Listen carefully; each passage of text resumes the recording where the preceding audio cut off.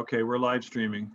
All right, we have participants 4. Who are we? Somebody's here and not listed. Maybe me, Mark, Linda, Natasha. That's it so far. And we have no attendees so far, as I could tell. I haven't let them in yet. Oh yeah, okay, that's right. Yeah, we've still got 10 minutes. Yeah, I may pop up and do a couple of other things and return. Unless we have any really hot topic to talk about before we start. Please no. Nope, we're good. Good.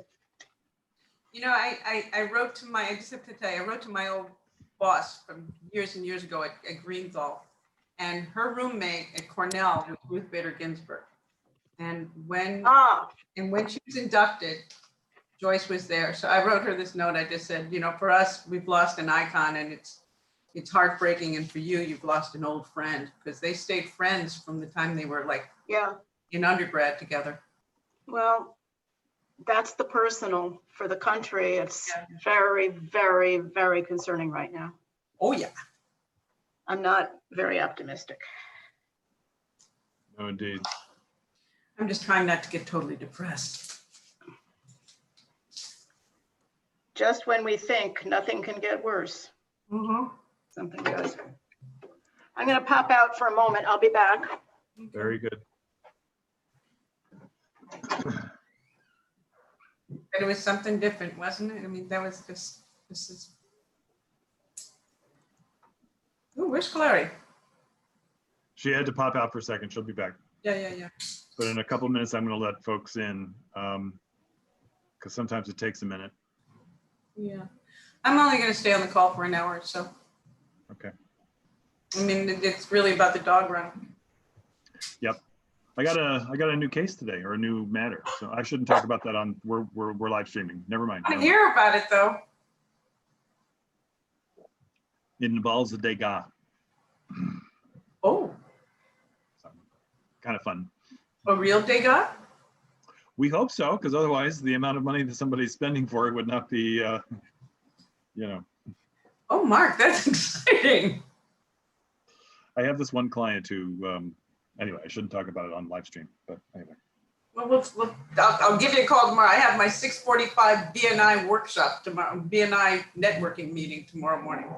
6:45? Ouch. It's for every Tuesday morning. I just joined this group, and they're really dynamic. They're really, really dynamic. A lot of attorneys in there, but you can only be one attorney in each category we should talk about. But it's a fun group and a lot of Upper West Siders. So Nice. I'll tell you about it, and if you want to visit, you can do that. Well, so you can add one more thing on your plate. Put one more thing on your platter. yeah, really. Oh, goodness. All right, I'm going to start the webinar just because that way the attendees will come in and we'll see who they are. And Yeah, you got a lot of people. We've got 4 more minutes. yeah, a lot of attendees signed up for tomorrow night. So What's tomorrow night? HHS. Oh, thank God I'm not there. Sorry. You'll be there. I will. See my new bike in the background? I was wondering what that was. Is that a bike? Yeah, it'll go into the bedroom when we start entertaining again, but I gotta tell you, it's so cool. Barbara Adler turned me on to it. And so I bought one, and it's like, I canceled my membership to my health club today. Oh, wow. Okay. I'm just talking about the bike, Barbara. You got it, right? Yeah, it's right there. You can see it. Oh yeah, great. I need to keep it in the living room in front of the big screen until we start The entertaining. 4th person who's gotten one after they saw mine. Yeah. Oh yeah. No, don't forget Dr. Eston. Dr. Steve Eston got one too. Pretty cool. Hi, Elizabeth. Hi. Hey everyone, how are you? Hey. She's back. I'm back. Let's see who else has joined us. We are live streaming and recording. Jake Russell, just FYI. great. Barbara, Elizabeth, great.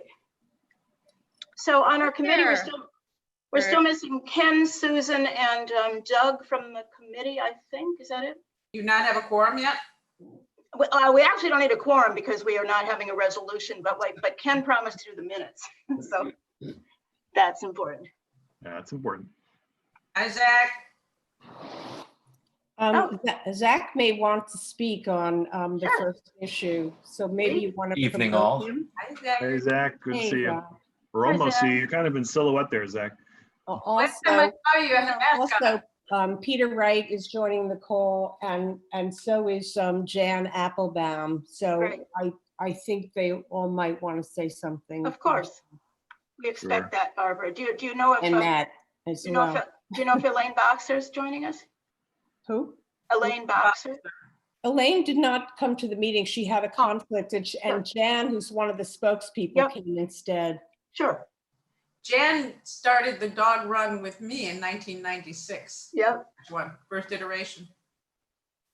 She's still there. All right. Oh, we have Robert Espier, who's our board member. You might want to make him a panelist tomorrow. I sure will. I'll be right back to him. Give me one sec. Sure. And Let's see what-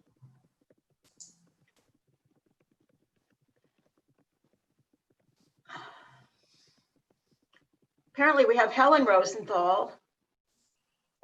Lots of times it's Julian logs in with. Oh, that's right. And we've got Erica Overton. And there's only one name on the attendees that I don't know, and maybe should know. Elaine has joined us. Oh, good. Want to promote Peter Wright as well?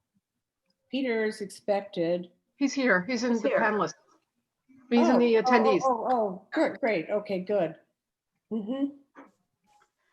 Well, I mean, we know we're going to call on people whether they are participant, whether they're panelists or attendees, so they don't necessarily have to be Mhm. switched over. But it's okay. Okay. I think if they're panelists, they can be seen, right? That's the idea. Oh, is that the idea that attendees can't? I guess that's right. And Doug Kleiman's there too. Hi, He's Peter. already on his way. Doug Klein, he's a panelist. What about Doug McGowan? Don't see him yet. Don't see him yet. And we're missing, let's see, Susan is with us.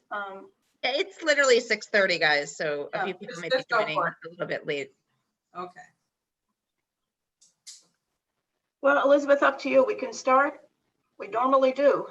Sure, should I make my announcement, or do you want me to wait on that and just I Well, now didn't know you've you got were us all- making one. just while we're waiting for people, since there are so few people on the call, I don't know if we've opened it up to participants, but for anyone, I will be leaving this committee in the coming months, and look forward to Clary and Mark discussing who will be the next chair. Many of you know I'm running for Manhattan Borough President. I'll leave it at that, but I feel like it's really important to have sort of nonpartisan leadership on our committees and in our leadership on the board. So looking forward to working with you all in hopefully a different capacity in a year's time. But I will remain on the board, but there will be a new co-chair of this committee within a month or two. So leaving it at that. Very good. Thank you for making that announcement. All right. Now that we've done that, and thank you, Elizabeth. I didn't expect the announcement, but it was your Nor did announcement to I, make. but it's welcome, and thank you for It's doing it. Elizabeth's to make. And Elizabeth, your blast announcement, or whatever what you call what you sent out, looked very, very nice graphics and very nice message the other day. Announcement to the public. So should we start? Yes. I know we have everybody here on the dog run, so let's start that. And Doug So- McGowan's logging in too, so it Oh, looks like you excellent. got, So looks that like you makes got your all the team. committee members. So Ken Coughlin is going to be taking minutes tonight. He volunteered when I recruited him is the best way to describe that, I guess. So thank you, Ken. Thank you, Ken. So we have three sort of, oh, I know Cindy's not with us, or is she? Is Cindy with us yet? I don't So see in her. the realm in the realm of announcements. Yeah. And I guess it's now safe to say Cindy resigned from Community Board 7 Oh, today, no. Oh, because she is now the Chief of Staff to Council Member Helen Rosenthal. Wow. Oh, What happened to Marissa? Marissa is now the District Manager of Community Board 5 in Midtown Manhattan. Congratulations all around. wow. Just Everybody's following moving up Jesse Bodine, Jesse Bodine is the district manager of Community Board 4. 4. right, Oh, but That's right. really? he Oh, went from Gail's staff to that, so. That's right. Correct. He went from, yep. well, that's great. Anyway, Where- folks are Where moving up. does all this go, given that Helen has withdrawn? She's turned out and she's withdrawn from her citywide race. Peter, it I may will be glad a to talk about short that tenure. offline. The short answer is that she's still got a year in office before her term limit expires, and so she needs the staff. I think that's Right. the short answer. And it's, But let's not talk politics. Let's okay. talk parks. well, we will Which is certainly miss, politics. we will certainly miss Cindy, but it means we've got all of our committee members on now and a couple of other board members. And we have Matt Genrich, who is the park manager for a whole lot more than Roosevelt Park, but including Roosevelt Park. So let's start with number 1. I actually don't have the agenda in front of me, but it had 2 components. One was an update on the renovation of the park in general, where we had started to see some concerns, and not that we can do anything about it, but started to see some concerns about the surface for the dogs to walk on. And maybe Jan can give us a minute or 2 on that. And then the primary aspect of this item was to hear from the Friends of Theodore Roosevelt Park, a proposal they have to add some sound deadening plantings. And we had asked them to, and I know that they've done some legwork with the museum and with the Parks Department and with the dog run. But maybe we can ask Jan, if she's the right person, Jan, to just give us a little update, or Linda, if Jan is not available, to do that, a little bit of an update on just the renovation itself. Is Jan here? Is Jan with us? I didn't see her. No, I don't see her, but Peter is very knowledgeable. Wait, about Elaine Boxer just came in, so. Oh, so Elaine can do it. Yeah. Hey, no, I didn't just come in. I was just made a panelist. Yeah, good. Hi, Elaine. So first of all, I just wanted to thank this panel. It was my intention to come to a Community Board 7 meeting and thank you for all your support of the run and to have a big ribbon cutting, but COVID-19 seems to have postponed that. So the issues with the run, and I am sort of relating this on behalf of the community, we're very delighted to have a run that drains. It's very nice. Of course, you know, this being a public amenity, public has a lot of opinions, and so I have gotten some feedback. One of the most passionate ones is that the surface itself seems to be irritating and perhaps even dangerous to the dog's paws. And I have a unique perspective on that because what happened back in the fall is that I was briefed by Steve Simon that the contractor said they could not access either pea gravel, which was what was there before, or brownstone screenings, which are what are used in Riverside Park. Those are 2 very standard crushed stone or small pebble materials that are used in dog runs. And for some reason, we were told this cannot be sourced anywhere. And just candidly, you know, my opinion is I find that hard to believe. I don't know how it's possible not to find a commodity like that, but that's what we were told. And so instead, this substance called rice gravel was proposed. It was tested for drainage properties, is what Steve Simon said, and it passed that test, and so it was installed in the run. So the feedback that I'm hearing now is that this rice gravel is very small and sharp, and it may not be suitable for dogs' paws. And what's happening is they run through it, and it's very small and sharp. It gets between their toes. There have been lacerations. I think that's, personally, my opinion is that's something we should really look at. You know, the surface was not tested on dogs. It was tested for drainage. So that's a concern. Some other concerns that I've heard are that it's very hard to walk through because it was very deep. It's like being at the beach. Apparently some dog was playing and turned and slipped and injured its leg, and people are complaining that they can't walk through it. I can only attest, you know, my personal observation is that my own dog, she's attending this meeting, my own dog goes into the dog run, doesn't really run around, and kind of seeks refuge on the concrete platform where there's no pebbles. So, you know, there may be something to this idea that maybe that wasn't the best material to be used. I think if we could wave a magic wand and have unlimited budget, there would be a bulldozer that would come in and scrape out all of these rice gravel pieces and put down something rounder like pea gravel, or something more proven like the brownstone screenings from Riverside Park. So that's the feedback. I don't know what to say about it's deep and the dog turned its ankle. I kind of feel like that's what's going to happen if you put the proper depth of pebbles, but I could be wrong about that. There were also just a couple of other complaints that there are fewer benches now than there were prior to the renovation, and this has become an issue also with COVID-19 social distancing, that, you know, people are kind of one person to a bench or one family to a bench, and there aren't enough of them, and they can't really sit next to each other. So there have been some jokes about bring your own beach chair. And finally, and if Matt Genrich is on here, he is looking into this, but humorously, the lockbox for the tools that we use, like the rakes and the shovels, was installed in such a way that it's like a Chinese puzzle. It's like a Chinese puzzle box, so you can't actually open it. And so that has been referred, I understand, back to the contractor so that we can use the lockbox and put our tools in there.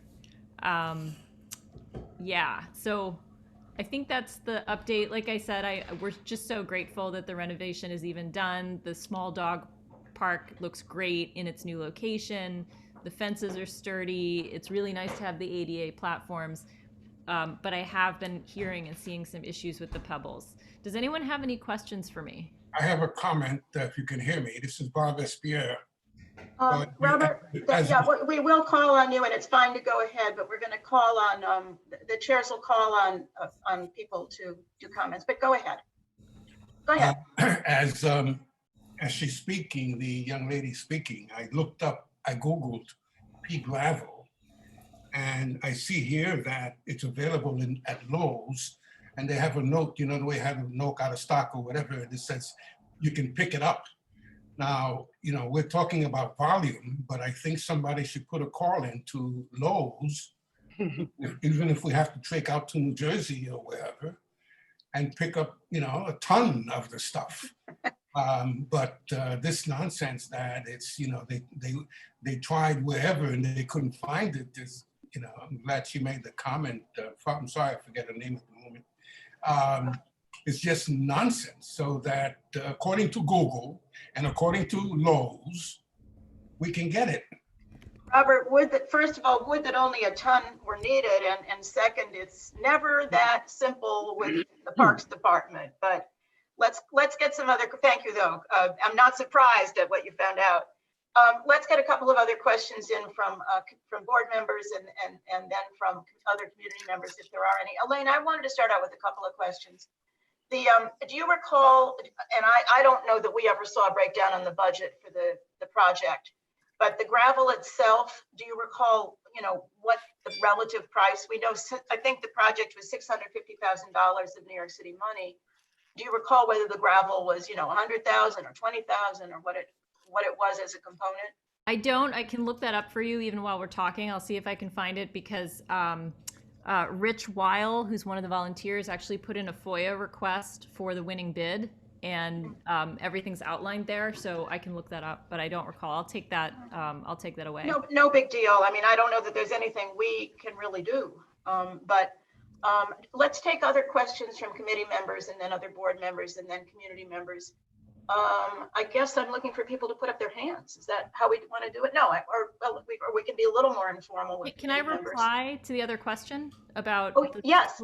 So at the time when we found this ridiculous, we actually made phone calls to contractors and stone suppliers, material suppliers in the area. And both pea gravel and brownstone shavings were in fact available. They were purchased by the ton. I think by the truck is 5 tons. And we were sending this information to parks, basically saying it's not available. Here it is. There's also a contractor that I forget her name, but over in Riverside Park, there's a wonderful woman who is sort of responsible, one of the architects. I think she's British. She's Scottish. It's Margaret Bracken. Yes, Margaret. She sent me the That's name. British. Bracken, yeah. She sent me the name of the contractor that they use to do the upkeep, the periodic upkeep on the dog runs in Riverside Park, and said he's great and he's got the brownstone screenings, no problem, and it's really not that expensive. And in fact, we in Bull Moose Dog Run started planning how we're going to raise $5,000 every 2 years just to get a dump of the stuff because it needs to be replenished over time. So that's my answer to the question. We really did not understand how it was not possible to source this material, and we suspected it had to do something with preferred relationships or a lack of understanding or a lack of commitment to getting the right thing. Elaine, one more question on this for me, and we'll turn to others. Do you have any understanding now, and none of us on the committee, I think, has any expertise. Linda might, but you may have a lot more, as to whether with the correct material, whether some of that could be put on top of what was put there, or is it a question of if this material had to go, does it have to go? I don't know. And I think my instinct says it might have to go, although not completely. It's not like you have to scrape out every pebble. The reason being that if there's small, sharp shards, then once you put the other material on top, it's just going to mix all together and there will still be small, sharp shards. The other thing is that it's already deep pebbles that people are complaining that it's really hard to walk through. So if you put more on top, I think that problem will get worse. But I'm not, a materials architect, so I don't know the answer, but I'd say it's probably not a good idea to just dump it on top. We'll also probably exceed like the bathtub lip that goes all the way around. Like there's a certain depth it can go to, and then all the pebbles will start to go into the rain garden and into the museum, like near the museum garage. It'll spill over. That's my best guess. Thanks, Elaine. Elizabeth, we've got 3 hands up from the committee: Ken, Natasha, and then Linda Alexander, non-committee board member. Elizabeth, should we just take those in order? Yeah, I think so. I think the only thing I'd like to add, just as somebody I think is the only PNE co-chair who has a dog, who had a dog who went to the park and who now has a puppy who hopefully will go there in the future. I think we want to do what's best for the environment and for the neighbors as well. So I'll leave it at that and look forward to hearing from everyone else tonight. Barbara, I know you have strong opinions about this, and I'll leave it at that. All right, so let's turn to Ken. Everybody should try to keep their questions and remarks fairly brief. Ken, Natasha, and then Linda Alexander, and then we'll go to other members of the public. Okay. Ken? Hi, Elaine. I don't know whether we've actually met. We've corresponded by email quite a bit. So it's nice to sort of meet you. I had 2 questions. One, I'm just trying to get a sense of how widespread this problem is among dogs. Is it certain breeds or certain sizes? And what percentage would you say are complaining of this? And not the dogs, but the owners. It's really hard to say. I don't have we have 800 known members, but I have no idea sort of what level of folks use the run or are not using the run now because of the pebbles. I can only speak anecdotally that I've heard the complaints. And the other thing that I think is very interesting that I noted to Steve Simon, he asked me, how's it going? And I said, I've noted a lot of people exercising their dog in the yard just west of the dog run. So we've got this beautiful facility and you're breaking the rules and you're on the lawn. So I don't quite know what to make of that other than these are people for who, for whatever reason, the lawn is preferable to the thing that we just made. Mm-hmm. Yeah. So I think, I can't give you a percentage. Maybe, Jan and Jane did that survey. Mm-hmm. And there's a bit of a selection bias there, but they might have a better sense of just the numbers of people who are complaining. But I do see people in the grass instead of the run. And I also feel like the population in the run is a lot lower than what it was before we did the renovation. Mhm. Okay, and you don't think it's just a matter of reducing the depth or the volume so that it's harder and not as sandy, or not as deep? That will solve the problem of people feeling like they're walking through the sand at the beach, and that allegedly is why either a human being or a dog twisted their ankle. I don't want to dismiss that concern, because if people feel that's a valid concern, let's investigate it. My bias was kind of like, well, you're just not used to the fact that there should be a certain depth of pebbles. But then again, if you go to Riverside Park, 72nd Street, 87th Street, somehow that surface is firm and it is possible to walk on it. So I don't know if it's a matter of just reducing the depth of the pebbles to solve the beach problem. I think that will not solve the lacerated paws problem. Okay. Okay. Thanks. Next is Natasha. Natasha, are you on mute? Yeah. Yes, I am. Hi, Elaine. Actually, I wanted to bring up the issue that Elaine herself brought up about people using the grassy area just west of the dog run. I've seen it. I see it every single day. There are at least 8 to 10 dogs in there with their owners, and they jump over the fence. There's not even an entrance to that triangular area. And I'm just trying to understand why they are there when this brand new dog run is there. And maybe it's these issues that Elaine is highlighting. But frankly, even when during the pandemic, when parks usage was going up a lot and we didn't have this brand new dog run, I didn't see that grassy area being used as a dog run ever then. This is a very new phenomenon. I think, we've talked about enforcement, and I would bring that up again. I'm not talking about ticketing anyone or anything, but just some person of authority, a security guard or a parks employee, someone telling these people that this is not right. The Parks Department spends a lot of money maintaining our grassy areas, and this is just wrong. And it's all about creating bad habits that just seem to keep getting reinforced. And I don't know if, to me, it seems like there's a small dogs area right next to the garage within the Bull Moose Dog Run. And I see very few dogs, if any, ever in there. And I'm wondering if Elaine knows anything about that. And also, finally, I'd read this report maybe last month that the dog run got flooded. And I was wondering if somebody has, some background to that. Was that, what was the cause of that? Thank you. Elaine, the last 2 questions for you, and then I want to turn to Matt to see if he can tell us anything about the lawn and enforcement on the lawn. But Elaine, you want to respond to the second and third? Prior to the renovation, there were rarely dogs in the small dog run either. People prefer the larger run. In fact, we would talk to people who were constantly treating the smaller run not as a run for small dogs, but a place to take their problem dogs. So you'd see large dogs in the small dog run that they wanted to separate from the general population. I don't necessarily believe the lack of use of the small run is indicative of anything wrong with the renovation. I think it's sort of consistent with habits prior to the renovation. I did hear about the flooding, but I heard 2 different things about the flooding. I heard that it flooded was one thing. The second thing I heard was that it was intentionally flooded to test the drainage system.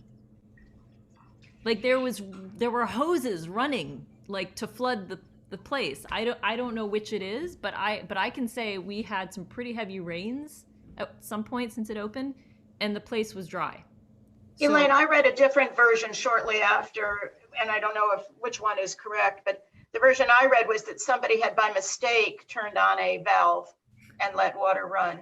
But let's turn to Matt Genrich if we can for a moment. Matt is with us, I think, who manages this park for the Parks Department as well as a whole lot of other parks.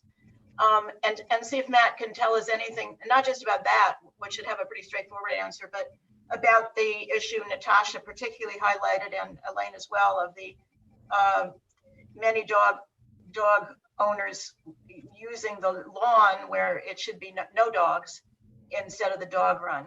and what the enforcement is there. Matt, are you with us? No dogs Yes. and no people either. Nobody's supposed Right. to be. Yeah, let's hear from Matt if we can. Is Matt unmuted and able to Yes, speak? yes. Can you hear me? I hear you, I just don't, I have to move my screen. There you go. So first, I just wanted to address just the concerns about the surface of the gravel, or just confirm, like, we are aware of the issues from the dog run community. We are looking into it. You know, I don't have an answer for what can be done about it, you know, tonight, but we are aware of the concerns with the surface of the run, and we are looking into it. Steve Simon's working with our capital team, as well as other people, to see what can be done. And does the other concerns as well, with the lack of benches in the run. And then, you know, I need to follow up with the contractor on the toolbox that you had mentioned, but we will get that taken care of. So as far as the mysterious flooding of the run several weeks back, we had to, the museum, the water to the park is run by some shutoff valves within the building of the museum. And the fountain needed to be readjusted. And so once the fountain was readjusted, a valve accidentally got turned on. It's called a bleed valve for the irrigation, and it's only supposed to be turned on when you're winterizing the lines. So once your irrigation system kicks on and the bleed valve is on, then all that water is going to come out of the bleed valve and when the irrigation is running. So that's what caused the flooding of the run. So, you know, we're not expecting that to happen again. It was just kind of like a fluke thing. So let's see, what else? The use of the adjacent lawn, which is, so, got you know, anybody on it. The lawn is signed. You know, it is something that myself and other parks employees regularly, you know, if we see people on the lawn, you know, asking them to get off the lawn, you know, PEP and with our enforcement numbers, you know, they can't be running over to the park, you know, every you know, few minutes to get people off of the lawn. So I think it's more of just re-educating people, and you know, reminding people that the dogs on the lawn are not allowed. But I will say that it's not only dog owners that I've seen that I've had to ask people to remove from the lawns before. There have been people other than dog owners using the lawns when they've been signed as they're closed. Matt, do PEP officers ever go to that area and the other forbidden lawns and give, and if they do they give summonses ever? I don't know the Parks Enforcement's route, but I have, you know, made them aware of this issue from time to time and asked them to go over there and do spot checks. But I can't tell you as far as like enforcement of, you know, numbers of tickets or anything like that. They usually try and educate people first rather than doing summonses. May I? I think Elaine had her hand up. Yeah, I want to comment on this because the Bull Moose Dog Run Association obviously does not support the use of the lawn. I think one thing that happened during the renovation was we were sending repeated messaging, please do not use the lawns, please wait for the renovation. And now what's happened is the renovation has opened and they don't like it. So now they're not waiting for anything. So now they're in the lawn. I think that might be part of what's going on here. So I have a couple of suggestions that might help. One is that there actually is a portion of the fence that has been opened that is like the southeast corner of that lawn. If Parks wants to go and close that firmly, that might help. And then the second, not the main lawn that's on 81st Street, but that little lawn that's just to the west of the dog run, there's an opening in the fence sort of on the dog run side on the south end.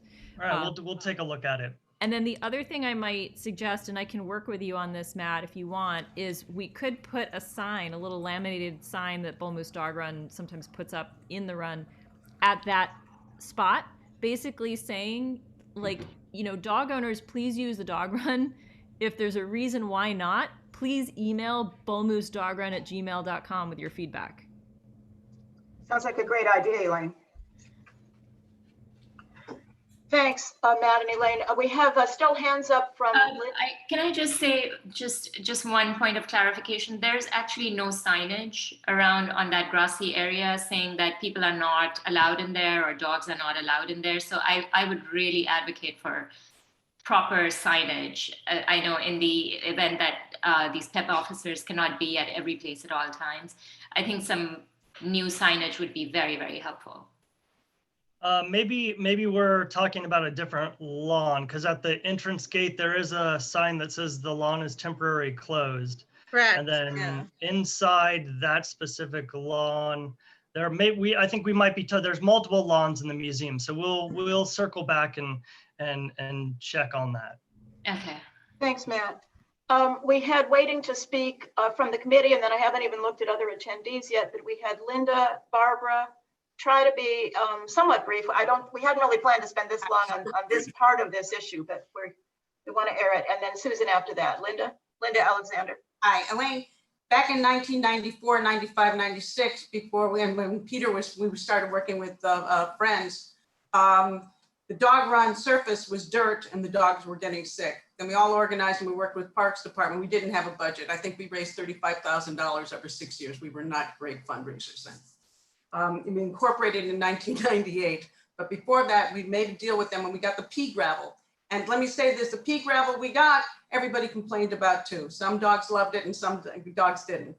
They also complained that what the Parks Department would do is lime. Well, every other month they would give us a lime thing. The dog run was closed for 2 days and everybody would, of course, invade the lawns. So what we did, and you're not gonna love this, is that we organized, and Jan will tell you because she was on the noise patrol, we organized our community of dog runners and we gave assignments that, like, during periods like when people are on the lawn, there would be 3 or 4 of us and say, get off the lawn, or hey, your dog is barking too much, would you mind giving it a timeout and coming back? And of course, sometimes they'd cuss us out. People weren't quite as violent as they are today, but COVID. But it is one thing to like organize the community to like actually have like spotters and saying, please help us, you know, we've got to get you off this lawn and we've got this dog run. And if you can't stand the pebbles, go into the park, into Central Park. And that may be the alternative, unfortunately. So it's a little bit annoying, but it's organizing. Thanks, Linda. Barbara, then Susan Schwartz, then we'll look at the public for hands. Barbara Adler. Yeah, I'll be very brief. I'm really sorry that Jan isn't here tonight. I expected that she would be on the call. She was particularly upset about the small dog issue, and she has a small dog. We had a lengthy meeting, which I'll discuss when we get to the next issue, but and Jan held her little dog almost the entire time until I think she couldn't hold the dog anymore. And when she put the dog down, he immediately went onto where the 2 benches are in the opening to the dog run. It's raised a little bit and the dog got off the gravel. And it seemed from watching other people that this surface somehow needs to be remedied. If nothing else, at least the small dog area should be remedied so that little paws don't get hurt. Hold on one second, Barbara. There's a sound of cutlery in the background. Whoever's got the kitchen action, if they could mute, unless it's Barbara. I was trying that myself, and I was unsuccessful in ferreting out where it's coming from. I'm not hearing it now. The only other thing I wanted to mention was that somebody from 81st Street sent us a video of all the little dogs that are using the grassy area right now outside of the dog run. I can share that with you if you want to see it. But I think, you know, and when we spoke to somebody on the way out, she said, listen, you know, my dog can't use this dog run. You need to do something about the gravel. And I think you'll find that once the gravel is changed, that the problem disappears. So Thanks, Barbara. The cutlery problem has not disappeared, but somebody's doing it in the background. Susan Schwartz, then we'll turn to the community. It's a real quick thing, just about the lawn. Elaine clarified for me that you're talking about a different lawn. It's a triangular one that's got no signage, but the one that's just south of 81st Street, on the weekends in particular, I see large groups of people there relaxing and enjoying the lawn, even though it says lawn temporarily closed. And I don't know how they get in there. They obviously climb over with, you know, lawn furniture and all kinds of stuff. And I think it's just really frustrating to me that the lawn is in bad shape, and there's Central Park so nearby where they could just lounge around, but they seem to not want to follow the rules. I find that incredibly frustrating. I know that we have a real shortage of PEP officers, but Matt, if they are there, I'd be really curious to find out when they do go. Clary was asking, do they give summonses? And is that something they should be doing?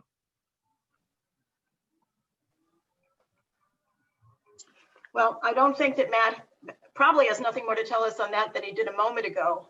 So Yeah, it's something I'll look into. Sure. I don't have the information on number of summonses and visits, but I will relay that back to them. I mean, I'm not asking for the number. I'm just curious, is that the protocol? Is that the expectation that when they do go, that they will be giving a summons, or is that not the appropriate expectation? You know, I think it's situational. You know, it depends on the situation. They're not going to go and give someone a summons every time. It's, you know, Parks Enforcement does a lot of education and before they start issuing summonses out to people. Okay, well, that was my comment in the chat, and that's the reason I wanted to say something, was because it seems to me that doing education when there's a very large sign in English, which is the prevalent language here, that says lawn closed, if you're lounging on lawn furniture, you had to stop and blow up, that you probably would benefit from a summons. That's all I have to say about it. I know this is separate from the dog run issue, and I don't mean to distract, but I find it very frustrating when we talk about education. There's a sign that says, don't do this, and people continue to do it. I think we need to focus this conversation as the co-chair, my last co-chair meeting of this meeting, on the subject at hand.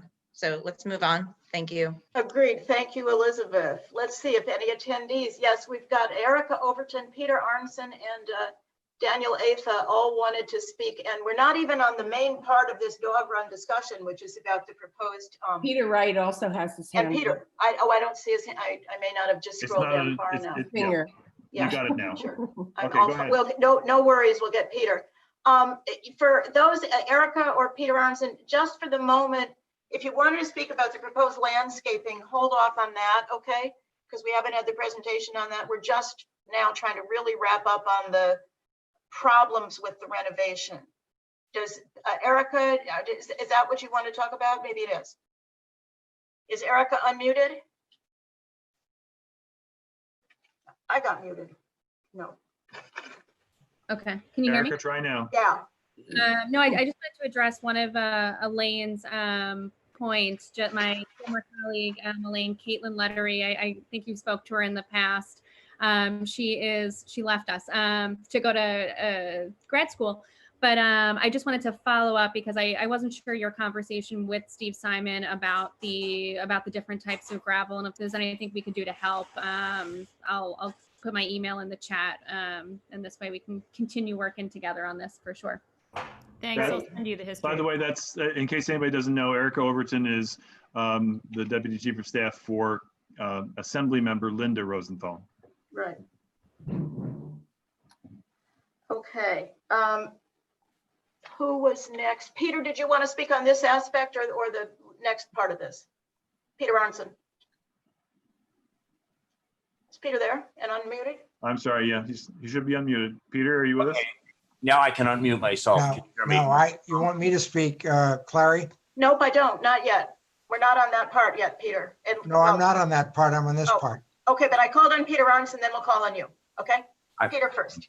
Hi, this is Peter Arnson from the Columbus Amsterdam BID, and I just wanted to say that a couple of organizations up in our neck of the woods have taken things into their own hands, or they used to. The Morningside Dog Run used to be run, and they would get material from parks and spread it, and it seemed to work fairly well. I'm not sure if that's still how it's done. And the 111th Street garden, community garden, ordered 20 tons of pea gravel that they spread themselves on a Saturday. I don't know whether that's a possibility, but it would be a fast way of dealing with things if the rice gravel could be put into what are called gator bags, which are large 2-yard bags, and parks could take it away. I just offer that as a fast way and fast and cheap way of dealing with it. So. Okay, let's hear from Peter Wright on this part of this item, and Right. then. Yeah, well, when we get to the second part, I'm going to defer to Barbara, who's done a lot of work, but Sure. let me get into a reality check since I don't work for the city, so I don't have to be nice. Peps are going to come in your dreams, and I hope we don't have any 5-minute responses to what I'm saying. I've been doing this for 25 years, not in your dreams. It ain't going to happen. Last year, Commissioner Silver promised us for the Parks Without Borders summertime PEPs, which are a level lower than the PEPs, but they were there for the lawns, but with the budget cuts, they're not coming. Second point, you can close a fence, they'll open it. You aren't gonna do anything by closing those fences because we've done it over and over and over with Ada Venus, our gardener. And I happen to agree with Elaine and others that until the surface thing is resolved, the dogs are going to be on those lawns. Last 2 points, brownstone chips, which I was involved in a long time ago, are soft, but my understanding is they're porous, and so they absorb dog pee and bacteria, and they're not as sanitary as pea gravel or whatever else. And the last point is our group went to other dog runs to see what was going on. Riverside at 72nd Clary near you, Carl Schurz, and Tompkins Square. And guess what? Most of them are as hard as a rock and sand. There's no surface left. So in terms of it's so nice they're doing this, for example, Riverside at 72nd, I didn't find one single brownstone chip. That's it. Thanks. Thanks, Peter. Daniel Atha, did you want to talk on what we've talked about already, or do you want to talk about the proposed landscaping coming up imminently? Daniel Atha, can you unmute? Or do we have to unmute him? I've unmuted him, I think. Okay, great. Well, thanks for the opportunity. I'm Daniel Atha with the Upper West Side Neighborhood Naturalist Group and the New York Botanical Garden.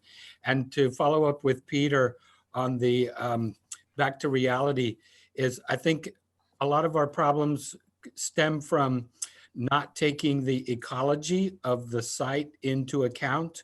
And Manhattan Square, which is what Roosevelt Park used to be called, was put there. It was designated as parkland because it was dark and swampy and nobody else wanted to build on it because it was undesirable land.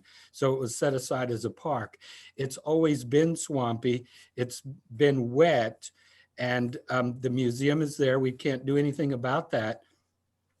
But I think it would behoove us the next time when we are considering the siting of different park features to take the ecology into account. So the dog run, Bull Moose Dog Run, was put in a dark, shady place, which is prone to flooding. That's not a great place to put a dog run. People like to be in the sunshine, especially in New York City where we all live in canyons. So just real quickly on that, I think for the future, it would be wiser to think about the ecology of the site and how people are going to interact with that. And it would probably would have been better to put native plants that like the shade and that like moisture to grow in that site rather than trying to re-engineer nature, is to work with nature rather than against nature. Thank you. Thanks, Daniel. And just to summarize for a moment with Elizabeth, where we are now in this before we turn to the proposal for some landscaping. It sounds like, first of all, the drainage is fabulously better than it was before, and that's not an issue. But And some of these other issues like the toolbox and the benches are at least under discussion and are not big ticket items. It does sound like there's a pretty serious issue with the gravel, type of gravel. I just want to remind people, and some of the members of the committee were not with us back in, Elaine will remember 2006 or no, 2000, whichever year it was, when CB7 actually had a resolution on the dog run where we were supportive of the renovation, but we urged that public money going into it be limited.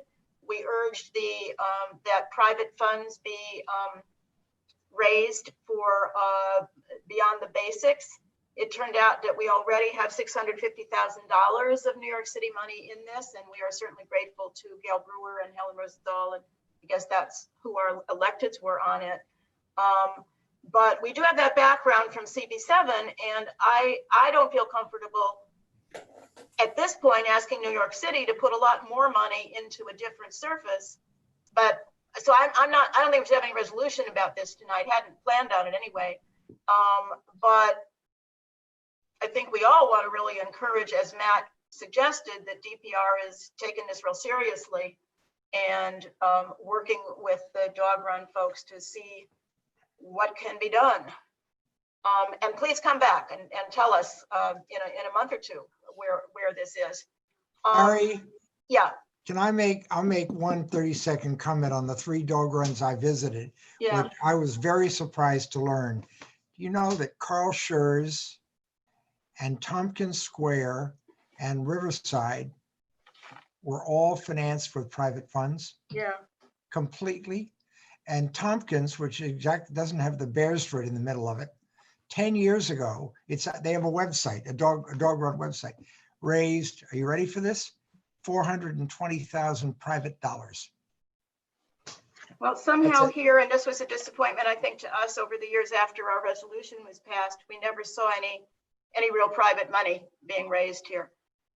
Elizabeth, shall we turn now to the other part of this, which is the presentation that Peter has told us Barbara? Yes, absolutely. Thanks, Larry. Thanks, Larry. Yeah, Barbara, are you ready?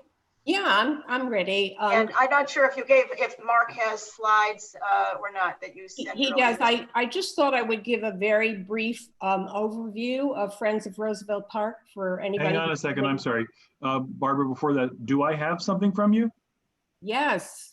Okay, I'll look for it while you're talking, excuse me. Okay, if you can't find it, I don't know if I know how to do it, but I certainly have it. We have it. I'll look for it, give me one second. Okay, thank you. I think Barbara sent about 10 days ago, Mark, roughly. I sent a revised copy to you, Mark, a few days ago, and you said you were going to review it. You can look for my email. Okay, go ahead, Barbara. Okay, so thanks. So thank you for giving us this opportunity to tell you about this project, which, as you know, is informational only at this point. Friends of Roosevelt Park is a 501c3 not-for-profit that takes some partial responsibility for the care of the park, including establishing Green Life, which is a hands-on program teaching horticulture to high school students. The Friends and the Museum of Natural History have a memorandum of understanding, and the Friends does receive some money from the museum each year, with bulk of contributions raised from the community, much of that from buildings across the street on 81st Street. Peter Wright, who spoke tonight, is the longtime president, and he may want to add some stuff to this. I'm a board member of the organization. And as Linda mentioned, Bull Moose Dog Run originally was built in 1998. Ever since the dog run opened, there have been noise complaints due to the barking sounds that reverberate against the brick wall from the museum garage, which forms really the back wall of the dog run. And this has continued as a major concern and major problem ever since 1998. We've never really been able to help them, but we feel that now we really have an opportunity to do that. And so we are proposing that we put in a row of evergreen trees in this, well, wait a minute, why don't you go to the first photograph that thing that sort of flustered me. Okay, so at the back of the entrance to the dog run, this being the entrance to the dog run, there is a fence. And between the fence and the brick wall, there's a small corridor. The original intention of the Friends group was to put a row of evergreen trees along there. But Parks the Museum of Natural History was opposed to that. They cited 3 reasons. They said that one of them is that unfortunately that area is what they call a rat corridor. I'm not sure, maybe that's Peter Wright's terminology, but he said it was a rat corridor. They did not want any additional rat burrows to be made there by the rats. They were concerned that the trees might have roots that would infiltrate and damage the brick wall. That is the foundation, of course, for the garage. And third, there is an underground water system for the area, and some of the underground system is located back there. Okay, so we gave up that idea. And instead we thought, well, we can put the row of trees just in front of the fence and in back of the bench that you see there. And Friends of Roosevelt Park would pay for this in its entirety. And if you would go to the next slide, please. So this is the rest of the dog run. We would install a row of evergreen trees that do not grow higher than 12 to 14 feet. And we cited a particular variety, which I'll show you in a minute. We feel that, first of all, the trees are used for sound modification, sound buffering. And we feel that this, if nothing else, I mean, it would be untried in this particular instance, but we feel that it could only help. And at the very least, it'll look beautiful. So, could you go to the next slide, please? Okay, so in the front of the dog run is this large bioswale. At the time when we had our meeting a few days ago, which was attended by numerous people, including Bonnie Williams, who's the Deputy Chief of Staff for Operations for DPR, Matt Gendrich was there. There were people who live on 81st Street. Jan from Bull Moose was represented. Peter, I was there. Linda was there. She's also a board member of Friends of Roosevelt Park. And there was nothing planted here. It was just the way you see it. And Friends also said that we would step up and to further make a buffered area, we would plant something like boxwood that would stretch the entire length in the front, which happens to be really an excellent plant for a bioswale. Much to everybody's amazement, about 2 days later, suddenly that entire area was planted. Now, you know, a bioswale is a natural water filtration system, and it depends on the roots of the plants. I have since spoken to Matt, who was nice enough to call me and say that a mistake was made. Nobody quite knows, maybe Matt can speak to this a little bit more, nobody quite knows what happened, but that the plants aren't set in stone, that we can still potentially do the plants that we want to do, which would have made a nice green, year-round green evergreen hedge in the front of that area. And, you know, maybe they can move those other plants back, or at the very least, they can put them somewhere else. So could you please go to the last slide? So these are the trees that we had in mind. They're called emerald green arborvitae trees. They have a root system that grows straight down rather than growing out, will not impact on the garage. question was raised by Jan, who sent me a long email afterwards, very thoughtful, very nice email. And she expressed some concern that if the trees get too bushy, that it might bother people who are sitting on the benches there. But we said it's not really an issue because with a hedge trimmer, we can easily take care of that.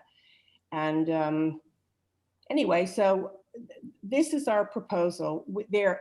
When we left, this was an extremely collegial meeting. I was thrilled, and I think we were all really, really happy that the Bull Moose people and the people from Parks and from 81st Street and from the Friends of Roosevelt Park all seemed to be on the same page, that we all wanted to do something that could help.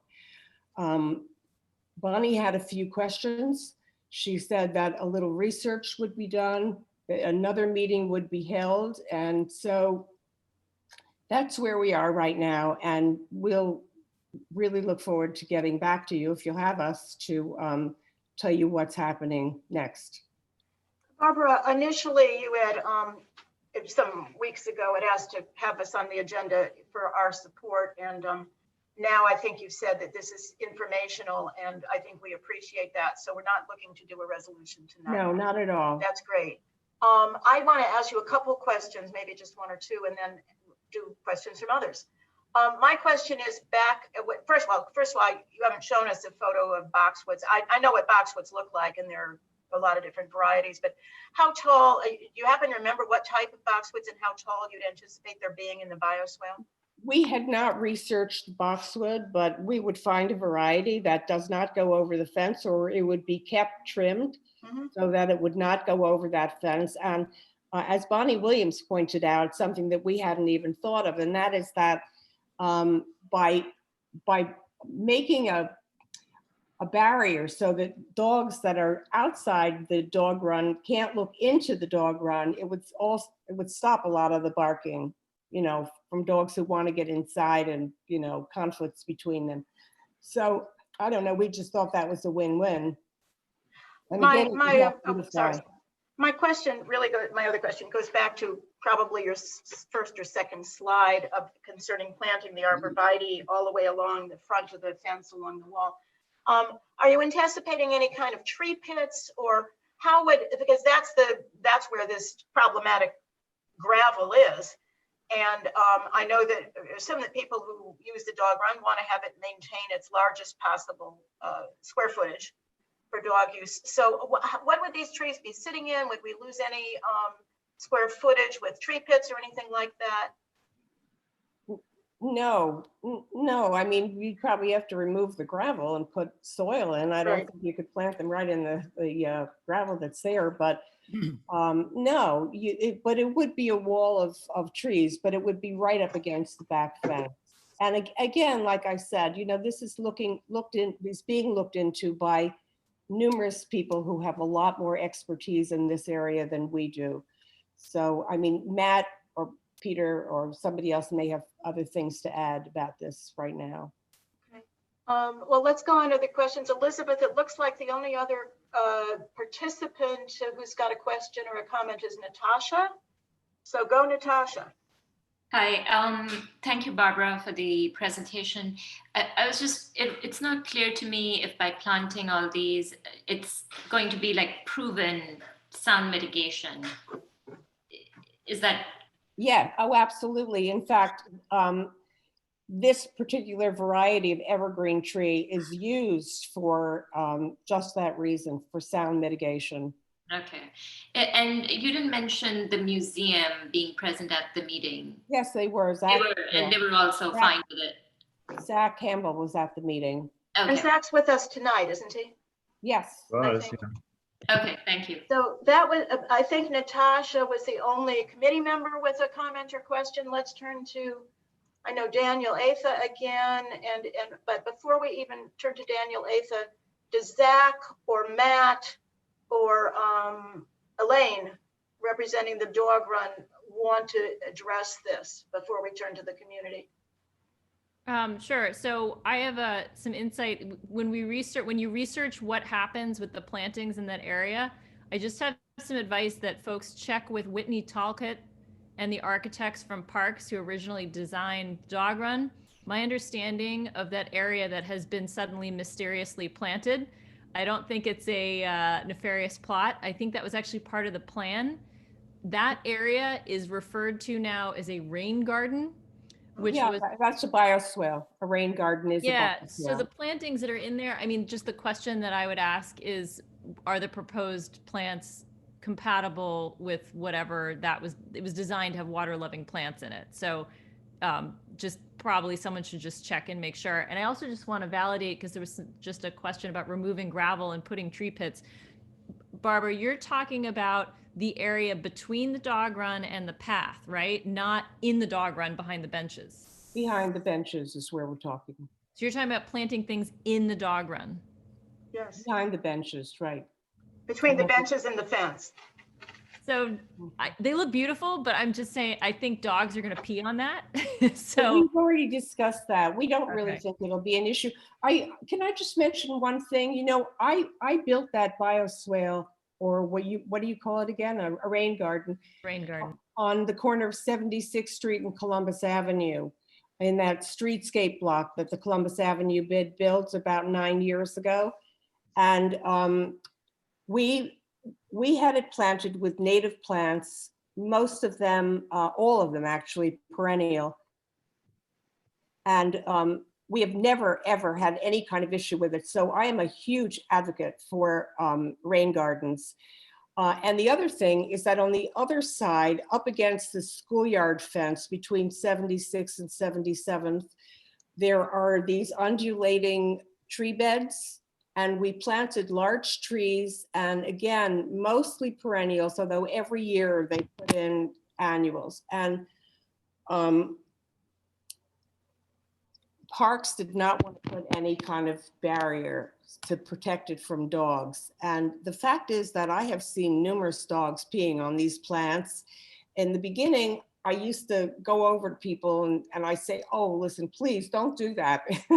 But I realized that, you know, I'm not there all the time, and the dogs are going to pee whether I'm there or not. And they have thrived. Those trees and those plants are gorgeous. Also this year, for the first time, the annuals are beautiful. And I realize it's because it's the kids who trample those and not the dogs at all. The kids aren't there this year, so. Anyway. All right, thank you, Barbara. Let's check in with Zach if he wants to say anything, Matt if he wants to say anything. We've covered Elaine, and then back to Daniel Asa for a moment. Sure. Zach, anything from the museum? Thanks, Clary. I'll be really brief. I just want to say, first off, a thanks to Peter. You know, we've been going back and forth, coordinating on this for a while and trying to work with the Friends group. And they've been very good to work with in terms of some of the concerns that we raised. I think Barbara nailed all three of them. Basically, we just want to make sure that whatever is planted at a sufficient distance from the wall and the foundation for the garage. It avoids any of the irrigation systems that are in the area.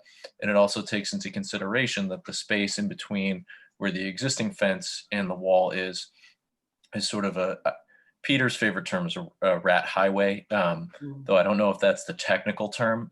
It's an area where some of our exterminators bait heavily, and we notice that when there is activity, that's a hot spot. So we wanted to make sure that access to that area was maintained. I think the only other thing that I would add is that if the proposal moves forward and working with Parks, we would just want to make sure that our security group is involved in the next meeting so that we can coordinate if the plantings are going in a head shape to make sure that the line of sight is appropriate for our security in the area. Thank you, Zach. Matt, did you want to add anything on this part of the discussion? Matt Genrich? Do we still have Matt? I was trying to unmute myself. Oh. This is just something that we're exploring with friends at Theodore Roosevelt on the dog run, and it's something that we'll continue to meet and talk about. We want to make sure that all parties are on board. we'll continue to explore this. And I would imagine before anything's done, we would present some sort of final plan to the community board. But I can't speak for the friends of, I guess, on that. Well, we'd be happy to have you back. If it turns out that everybody's totally in agreement, then maybe you don't need to come back, but we'd be happy to have you back. So unless I'm missing something, we just want Daniel Atha. Daniel, this is your second time up, so be concise. Okay, thank you. Sure. Barbara, I just wanted to congratulate you on the bioswale and the planting there in front of that school there at the Thank you. the market, the flea market that's there. Those big trees are swamp white oak trees. Those are native to the New York City area. They're fantastic trees. They survive the climate and the pollution in the city very, very well. And they also attract a lot of insects, which will attract a lot of birds. So those are some of the trees that have crickets in them and also have cicadas. So if you enjoy hearing crickets and cicadas out in the countryside, when you go and visit out there, you can have that in the city too, if you plant more of the swamp white oaks in particular. They love those. So very glad to see those there. Swamp white oaks would not do in the dark, shady, wet place down there by the Bull Moose Dog Run. The arbor vitae is a fantastic choice. That is a native plant. So there are birds and insects and all kinds of diversity that's adapted to that species. So I congratulate you on the choice of the arbor vitae for that. On the other hand, the boxwood, I don't recommend you plant that. It's a very finicky plant. It's not native to our area. It is very intolerant of salt, probably ammonia, which is contained in dog urine. And for some reason, boxwoods, they'll just up and die. All of a sudden, you'll have a hedge of boxwood. 3 of them will be dead. They are very delicate plants. They don't do well in flooded locations, and they don't do that well in the shade. So some alternatives I suggest are wax myrtle. They're dense, evergreen. They don't grow too big. They can be sheared and trimmed off at the top. And also juniper. Eastern red cedar, Cypress virginiana would be great choices.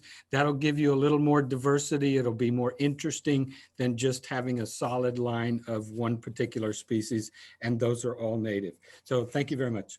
That is fantastic. Thank you so much. Yeah, and Clary, just as the co-chair of this committee for at least a short amount of time. And short, Elizabeth. I just would like to, get a sense really quickly. These issues have been permeating the dog run for the better part of I've lived in the neighborhood for 25 years, my entire adult life. I'm 47. I've lived here. This dog run and the issues here have been going on forever. And what I find so striking about this conversation tonight is that issues seem to still come up about it, even after we thought we had a good plan for it. So what's really the issue? And I know originally it was the noise and neighbors having an issue with the noise. I have to say, with the noise, of all the things we're dealing with in this neighborhood right now, that is the least of my worries. I think if we care about the environment, if we care about like fixing things and making things green, Matt's brought up some good suggestions on trees and whatever. Why didn't that happen sooner? Why was nobody thinking about this when we put in the plans? I have photos from when I was there. I've been there several times over the last few weeks, and it's like everyone wants a renovation of the renovation. But how can we stop renovations and actually get something done here? Is my question. That's all I ask for. I feel like we're the Parks and Environment Committee. We want to get something done. We want to make it responsible both for the people who care about their noise issues, but also care about the dogs. And the reality is it's a dog run, and let's make it a safe place for them too. That's all. Okay. Sorry, and Elizabeth, Peter Wright has his hand up, I think. Oh, didn't see it, but in fact, I'm not seeing it at all. It is not a Okay, virtual Peter, hand, it please. is a physical hand, so I It's thought a I'd mention. Oh, physical physical hand. hands. Yeah, of course, Peter, maybe, and we hope you'll be the last word on this. I hope so. First of all, Elizabeth, I know only one thing from what you said about the noise. You don't live on 81st Street. Neither do I. A couple of just more facts because Barbara gathered this stuff. I live on 69th Street where there is a main egress into Central Park, and there are dogs barking all the time. And I Okay. deal with it because it's part of living in this city. I'm Not sorry. necessarily, but Sorry, Peter, I am. I just want to say a few specifics. First, an answer, Elizabeth, to you, because I've been around the 20 years since the park renovation and the planetarium went up. And I think the answer to what you're saying is that this is the first time, and Barbara Adler coordinated this, all the stakeholders got together. I think that's the planning board, 81st Street, the Friends, the museum, anyway. Two other specific observations in terms of the size of the dog run and how it would net down. This dog run is 13,000 square feet, and it is as large or larger than any other one I visited. Carl Schurz, for example, is only 6,000 feet. Second observation is, because we have too much history on this, Jan Applebaum said, is there an alternative such as putting up noise reducing panels in front of or on the garage wall? And there are two answers to that. It didn't come up tonight, but I want to bring it up. Number one, 81st Street hired some acoustical engineers 10 years ago. I have the information, and their answer was, doesn't work. Second, if you somehow say, well, what the heck, let's do it. Zach, I think, advised us that we'd have to go through landmarks. It would be a long, drawn out, tedious process, probably resulting in a no. Okay, let's not have another word on panels. This committee spent so much time with so many people talking about panels at a time when Peter is remembering.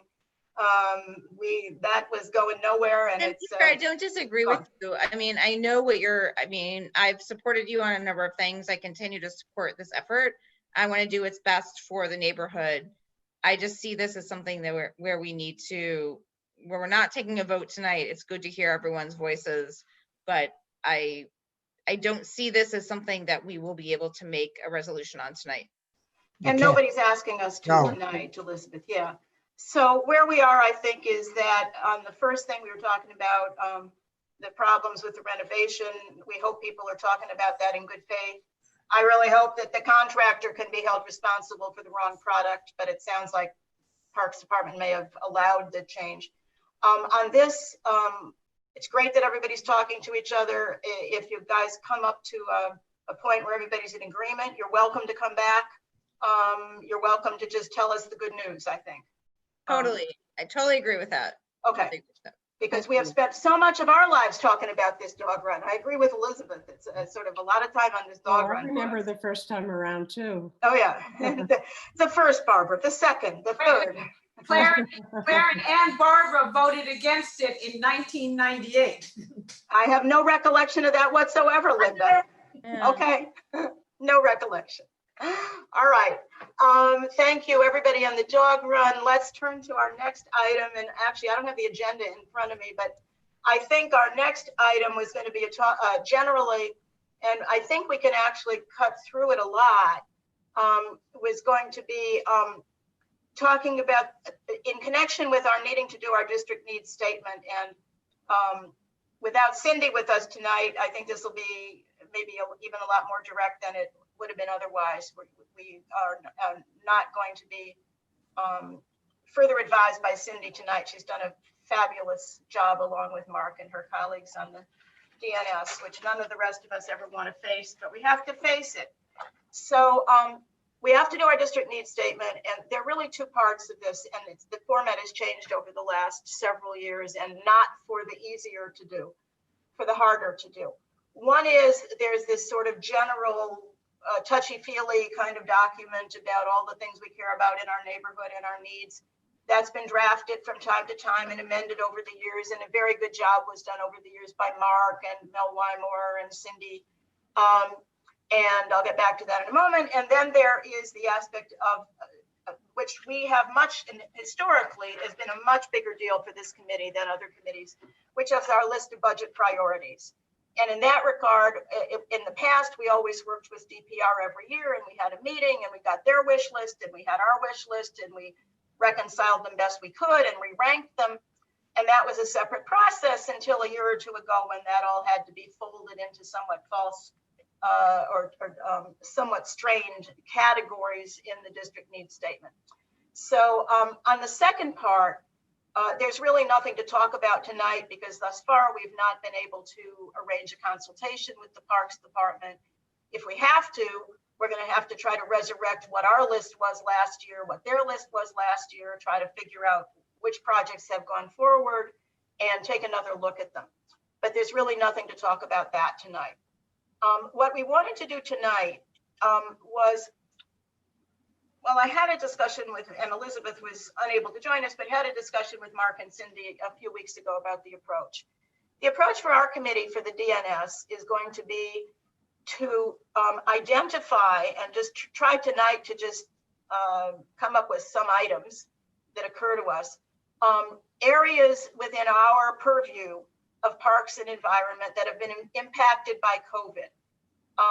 And we're going to amend or edit our district needs statement this year, primarily talking about the impacts of COVID on the issues that concern us in this committee. So I'm going to name a couple of them that have occurred to me and look to other people to come up with some that occur to them now, or maybe, and it's, if others come to mind, and we'll look to the community as well, if others come to mind later. We still have a little bit of time. We got a little bit of an extension for our committee, but not a long one from Cindy and her, well, Cindy was, and now whoever's, Mark, who's chairing our committee now? I'm not sure we're going to have, I don't think it's fair to ask somebody to chair that committee a month before all of this has to go in. So it's going to be yours truly. As if you're not doing enough these days. Thank you, Mark, for everything you do. So we're just really looking for ideas here of ways in which COVID has impacted our, as I said, our parks and environmental issues. And I'm just going to run down a list of some I came up with and see if people have others. And we can't put numbers on these. Some of them can be turned into budget priorities for specific projects, but probably not for the most part, because the facts are changing every day. When you hear this list, you'll know that like a month ago, 3 weeks ago, the situation was one thing, and now there's sort of some programs are coming back and there's more money and then there's less money, and it's very hard to keep track. So we can't talk in terms of dollars, we can talk in terms of impacts. Are you okay, Mark? So the first thing I have on my list is obviously overall budgeting and money for parks, sanitation, and whatever other environmental related city programs there are, city budget items. I don't think if we have some specifics, we can talk about them. But these are moving targets. And as we'll hear later from Natasha, who's become our maven on trash removal in our parks, the facts change every day. The money changes. Who's doing it, who's not doing it changes every day. We'll hear more about that. So overall, obviously, we talk about the impact of COVID on the budget, the city budget for programs, for programs in the park. I don't think we know yet at all what the impact is going to be on capital projects. Certainly, we don't know for sure yet what the impact is going to be on capital projects that were already approved, such as the rotunda and the marina. Going forward, the capital projects that are further behind in the process, big questions. We don't know the answers. But certainly on the expense side, we know, we see, we observe cuts that have been very devastating, but the facts are changing every day. So that's my number one observation, is budget. And some of these overlap. Second observation that we've seen talked about in the press is more private cars on the street. It overlaps the big policy concern we have in CB7 about fewer people taking the subway and the bus. That's more an issue for our transportation committee. But we've read, I think all of us, that there are more private cars on the streets. And that leads to issues of concerns about pollution and concerns about, well, that's a biggie. And maybe people in a moment can comment more on that. Next one that kind of overlaps and is a little bit on the other side of that is concern about electric vehicles in the parks. We have an issue going on with Revel, which is, I'm not going to go into detail about that tonight, but which is started up again after a few people got killed, and now they've got new procedures. But some of us have seen Revels in the park.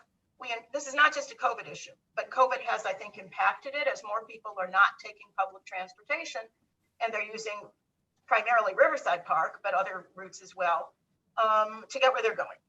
And we started seeing more and more electrified vehicles of various sorts in our parks, competing with pedestrians on pedestrian paths. Before COVID, we're seeing more of them.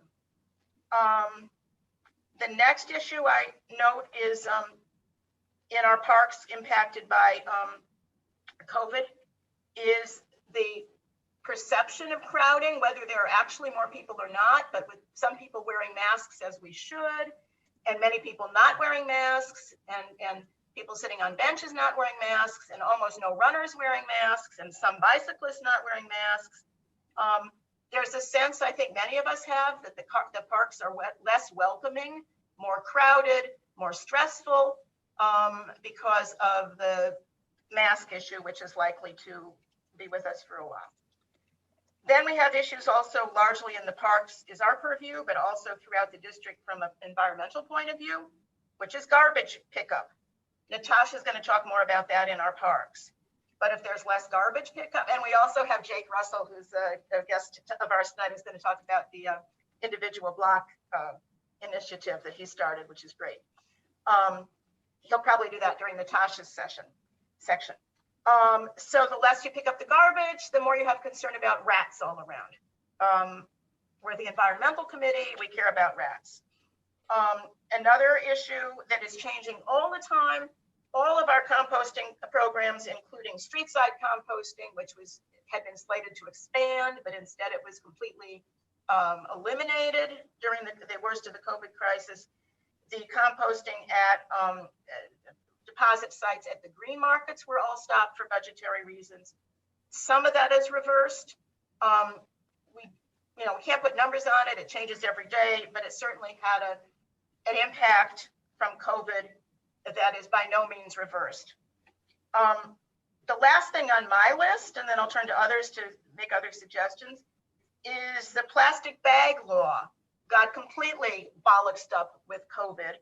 Apparently that's not the only thing that bollocksed it up. It got bollocksed up in litigation, but it was due to be enforced last March. It never was. Now there's an announcement it'll be enforced in a month or so, at least with warnings.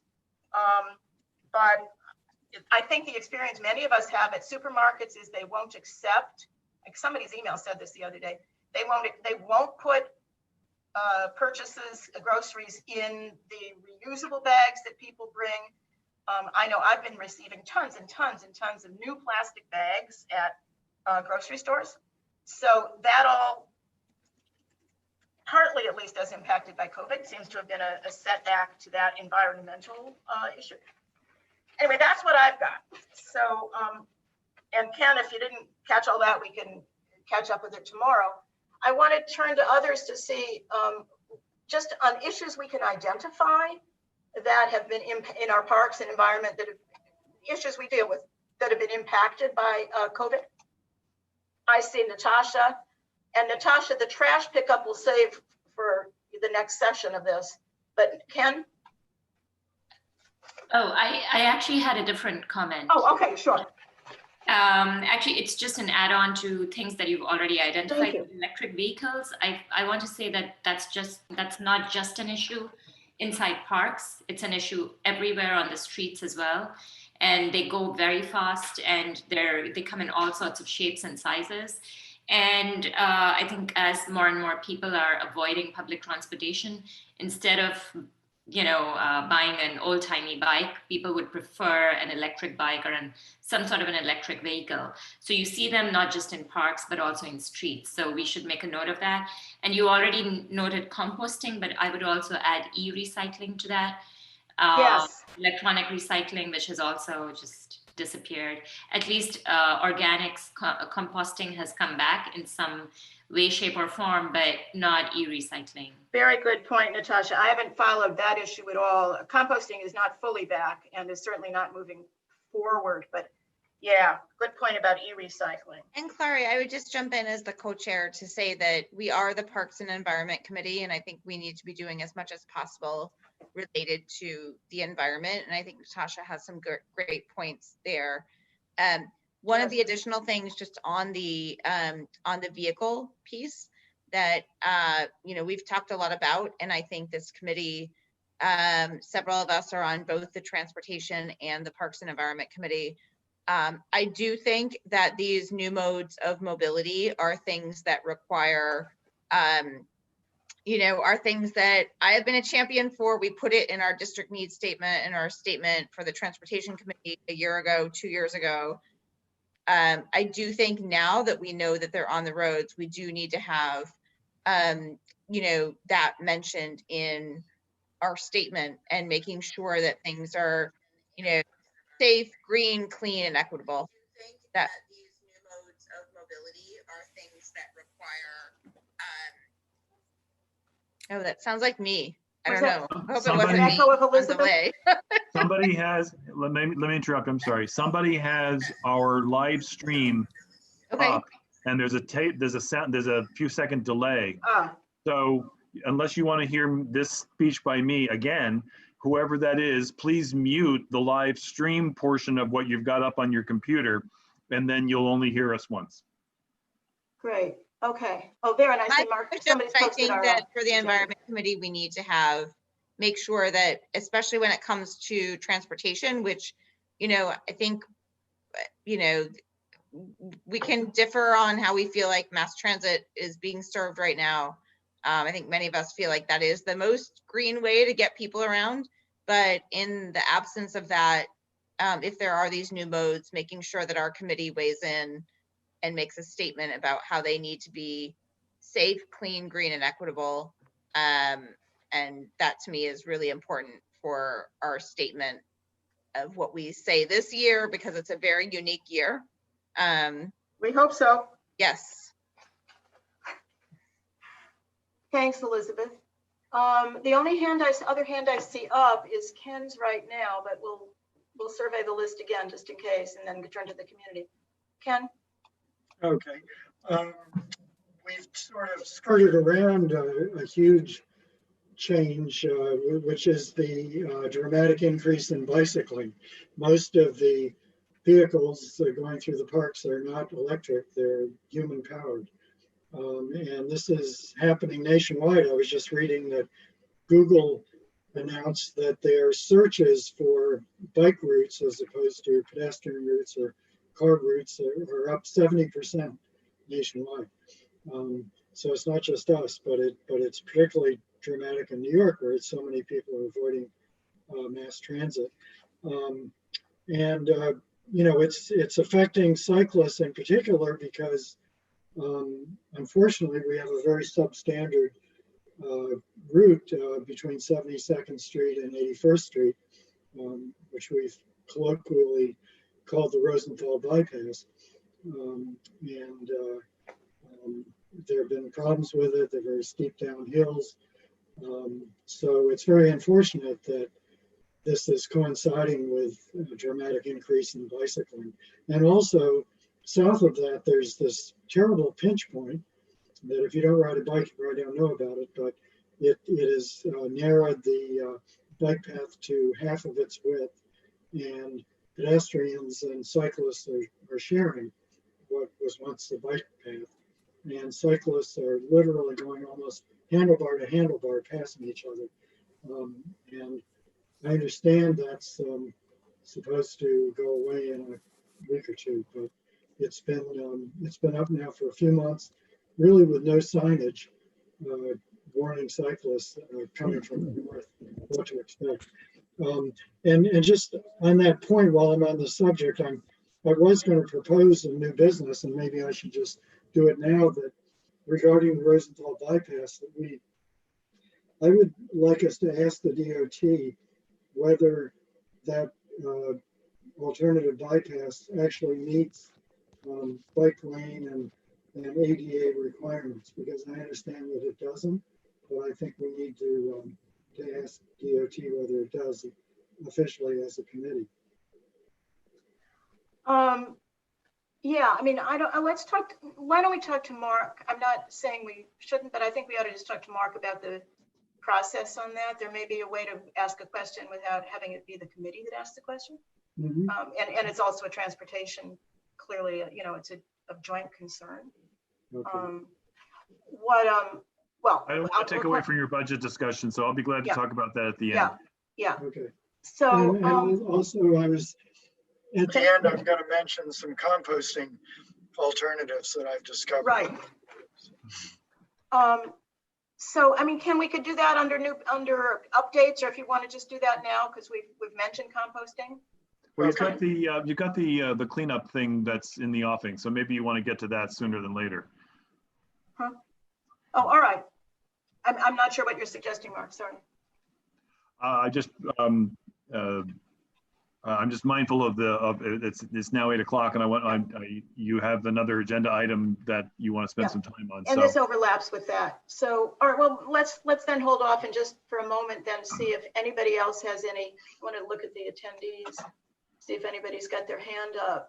I think we lost a lot of attendees. Maybe we're here for the last item. I don't see any attendees hands up. I'm going back to panelists, which is committee members and board members. Elizabeth, do you see any other hands up? I don't. So I see Peter Arnson. Oh, good. Oh, Peter? I didn't see it. Okay. Peter Arnson? Hi, yes. Oh, yeah, I see it. Peter. Hey, Peter Arnson. How are you? Sorry, I was just typing stuff in because I am going to have to run. I just wanted to really quickly say, in terms of long-term goals or the budget priorities, I would really like to push for the organics to come back to residential areas, to residential pickup. It's huge because it allows for meat and waste paper that's been contaminated with food. It allows for oils and cooked foods, which are not part of composting. I do the composting, but the organics was just, I think, a really key thing also in terms of controlling rats. It has been, that was part of the reason that our area was designated as a target area, was to try and control the rats. The other thing that has happened with transportation is pushing for a gas tax to support the MTA. And I think that would be incredibly important. I think Andrew Albert asked for like a 2-cent gas tax. I mean, I have no problem with a $2 gas tax, but that's my own thought on it. And then lastly, support of regular volunteer work in the parks or with trees. We've been doing this tree stewarding, and it's kept trees alive. And I just think that if that could spread to other parts of the city, I think it would be positive. What I've seen of the parks is that they're all heavily getting desperate need for, getting people involved with spreading mulch, or potentially even weeding if there's somebody that could work closely with the volunteer groups and train them. So I don't know if that works for parks or not, but it would be something to explore. That works very well in Riverside Park, and just, well, I'm not sure how it works in Central Park. They have their own very robust professional structure. What about in TR Park? Are there volunteer gardeners, Barbara, Peter? Before we do that, I just want to respond to Peter, Peter Arnson on this.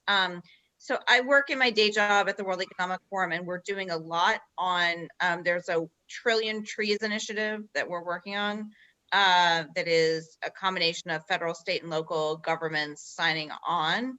And everything that you said is exactly what we're trying to do with cities across the world. So, I mean, we can talk about this offline, but I feel like it's exactly a type of initiative we would like to get you involved with. So partly in my capacity as co-chair of the committee, but more importantly, in my work at the forum, I think there could be some opportunities there. So thanks. Thank you. May I jump in? May I jump in? Of course you may.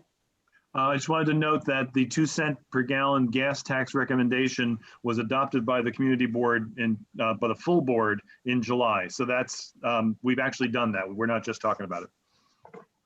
Huh. And of course, because we said so, it'll happen, right? Right. Peter, I just wanted to follow up on you said with what you said with one question, because I have to say, I'm not sure I grasped this or understood this before. There's a difference between organics recycling and composting. With organics recycling taking oil and soiled paper. So what we had before was street side composting, not organics. Is that not right? Where we had, or was it the broader organics that we had on boxes on some streets? The boxes allow for the whole range of things. They allow for meat products and for paper plates, paper napkins, oil. Those are some of the things that are out of the ordinary. Bones. You cannot take those to the farmers markets. Right. So the green markets have been composting, but the street side boxes were a broader organic. Okay, that's news to me and very helpful to know. Okay. We do know that the organic composting has been restored to the green market at 97th and Columbus. Is that where it is? But yes. Not anywhere, not any other green market in our district yet. So that's it. Is that it, Elizabeth, for comments? Anything on this? Any member of the committee, or for that matter, the board, or for that matter, the public, that I think if there's any new business, I mean, I just want to remind everyone, this is Climate Week. It's Climate Week globally, Climate Week in New York City. In years past, we've done a ton of events across the city related to climate change, and those are still going on virtually. So check the internet, check everything that's going on, but it's really a priority of a lot of us this week, and just want to call attention to it as the Parks and Environment Committee. So true.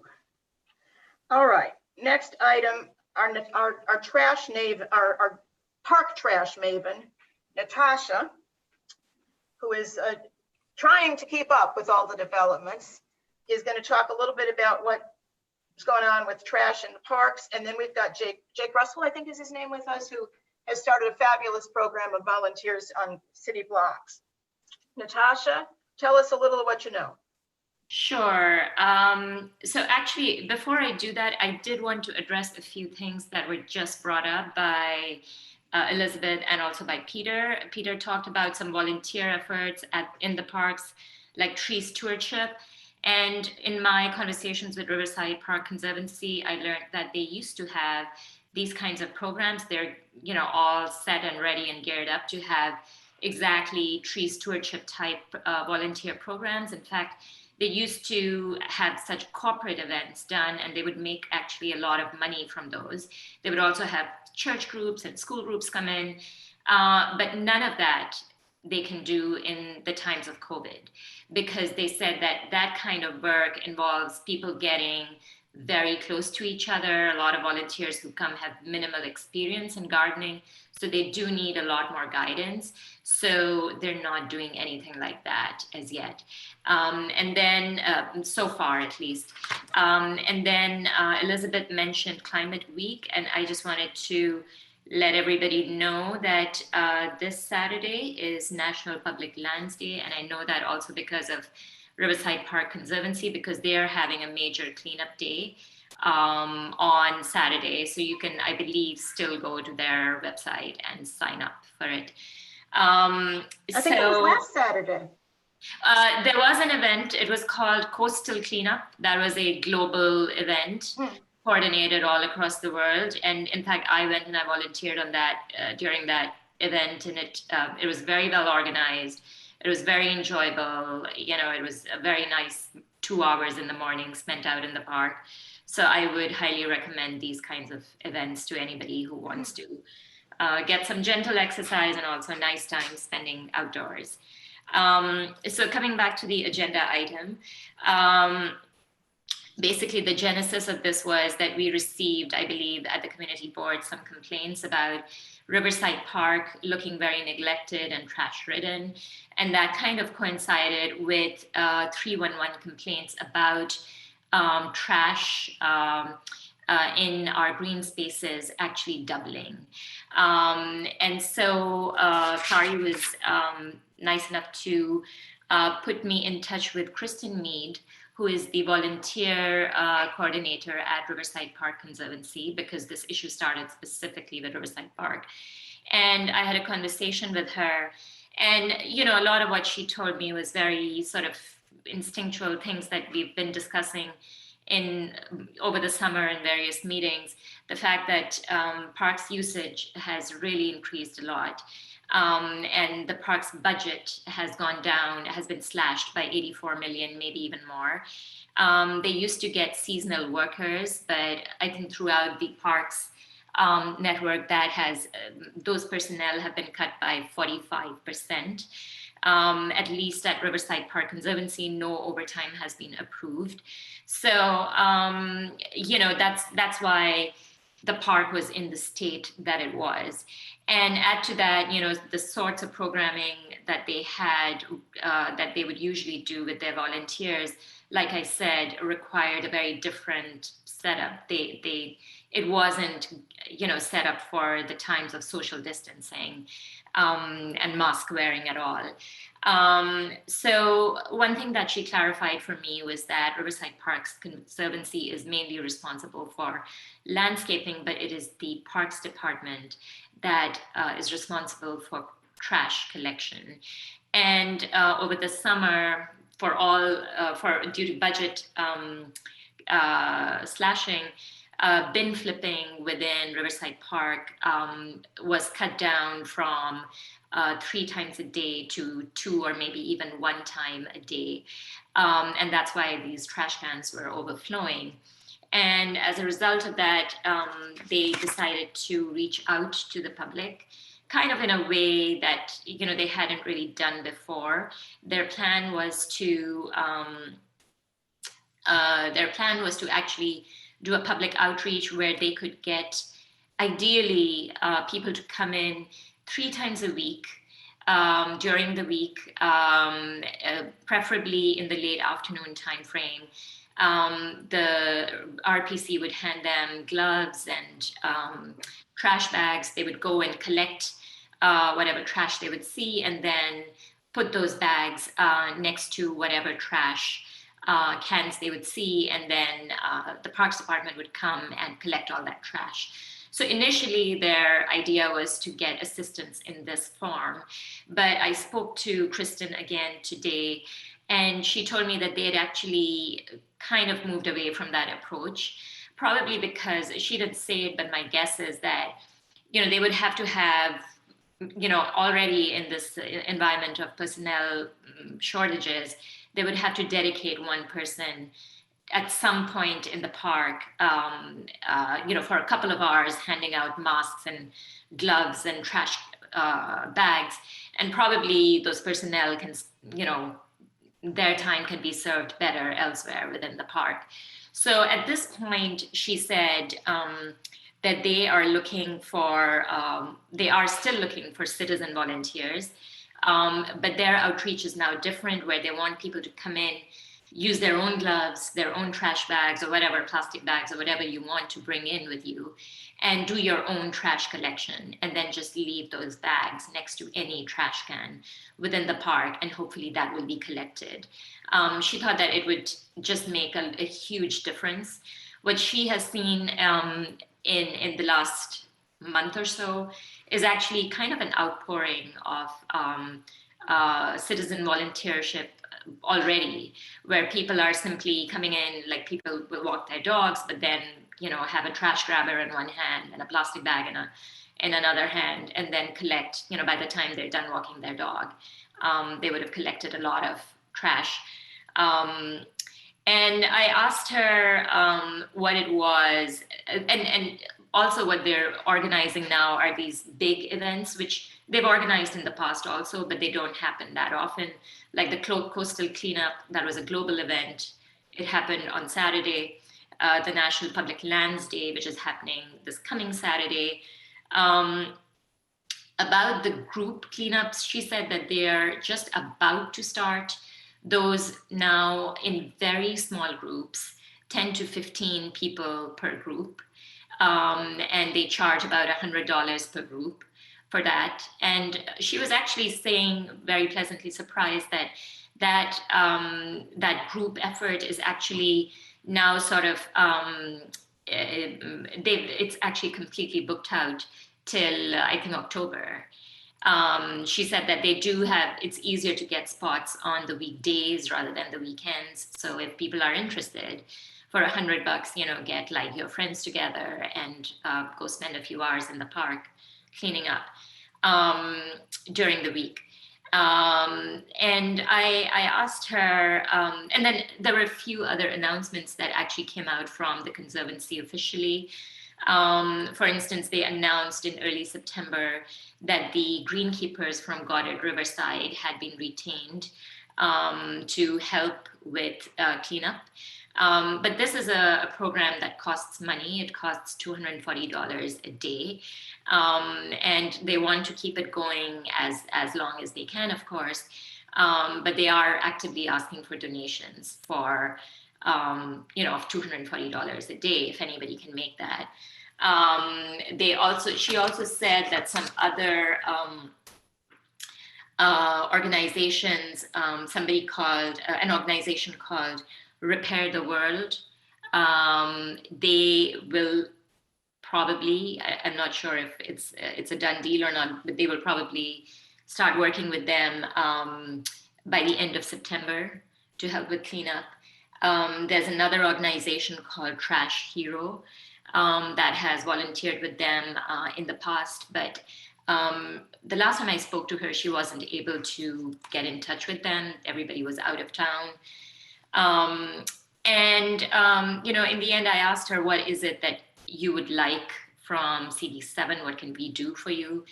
And apart from saying to spread the word, she also said it would be really helpful to educate people on taking their trash out with them, like not to even use the trash cans within the park, because they just get filled up very quickly. So whatever you bring in, you just carry out. But I did ask her if there was any signage to this effect, and she said no, there wasn't. Another thing that she said was that the park looks, you know, the trash is a problem in all our parks, and definitely throughout the entire Riverside Park. But she said that the problem is most dire between 120th and 150th Street, where people come in to barbecue. And so there's a lot more trash, and probably different kind of trash that collects more over there. So a lot of their efforts are kind of, cleanup efforts are kind of concentrated outside of our district, you know, in the northern part of the park. They also announced their North Park initiative, I think it was last week, which was also meant for obviously the northern part, but it included a lot of sanitation initiatives. For instance, they said that the goats will be back next year, but only in the northern part. It involves a lot more capital projects also, but everything, I believe, 120th Street and above. that was basically what came out of my calls with her. So at this point, they're not really organizing any cleanups where individuals can go, and be supported by Riverside Park in terms of gloves and garbage bags. But they're highly encouraging people, and they've actually seen a significant uptick in people just arriving at the park with their own materials and collecting trash as much as they can. That's good news, Natasha. Because I have to say, I still see a lot of trash. But let's see if anybody, are you done? Because I think if anybody, I don't see any hands up with questions for Natasha, but it's been a really helpful. Yeah, no, I also asked her, the mayor announced his Cleanliness Initiative. It was a 3-part plan that he announced last week. I asked her if she knew whether Riverside Park would be the beneficiary of anything like that. She wasn't aware of that, but one can hope. And on a indirectly related topic, we were talking about composting. And you mentioned the 97th Street Green Market, which will be collecting on Fridays from 8 to 12:30. But what I also learned was that there's actually a pop-up organization. Actually, I don't know. Oh, it's called, I don't know what the name of the organization is, but every Wednesday from 4 to 6 p.m., you can drop off your food scraps at West 107th Street and Columbus Avenue near the City Bike Dock at the Mobilization for Community Change Garden. So I guess so we actually we put that on our social media for the 24/7 because there sadly is only one location, that 107th Street location right now. Hopefully there will be more, but we did flag that and put that out over the last couple of days. Yeah, in fact, when I said 97, was I incorrect? Was that the No, same 97? 107. Both 97th and 107th, and the 107th group is called Reclaimed Organics. Right. Oh, thanks, Ken. And the 97th is the Green Market, the 107th is the Community Garden. Okay. But the only official one has been the 107th. And let's just move on, just in the interest of time for folks. Okay. I have a third one when we get to it. Okay. So the next thing then, and thank you, Natasha, that's really helpful that you've been keeping up with that. I had a question. Yeah, of course, Ken. Just for the minutes, Natasha, I didn't quite understand.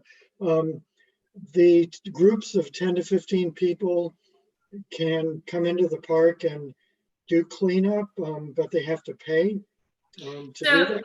So she said that they're in the process of starting. It almost sounded like, they're piloting this program again, but only like 10 to 15 people. And it won't be, I think it's not clear whether it was for weeding and planting or whether it would be actually trash collection.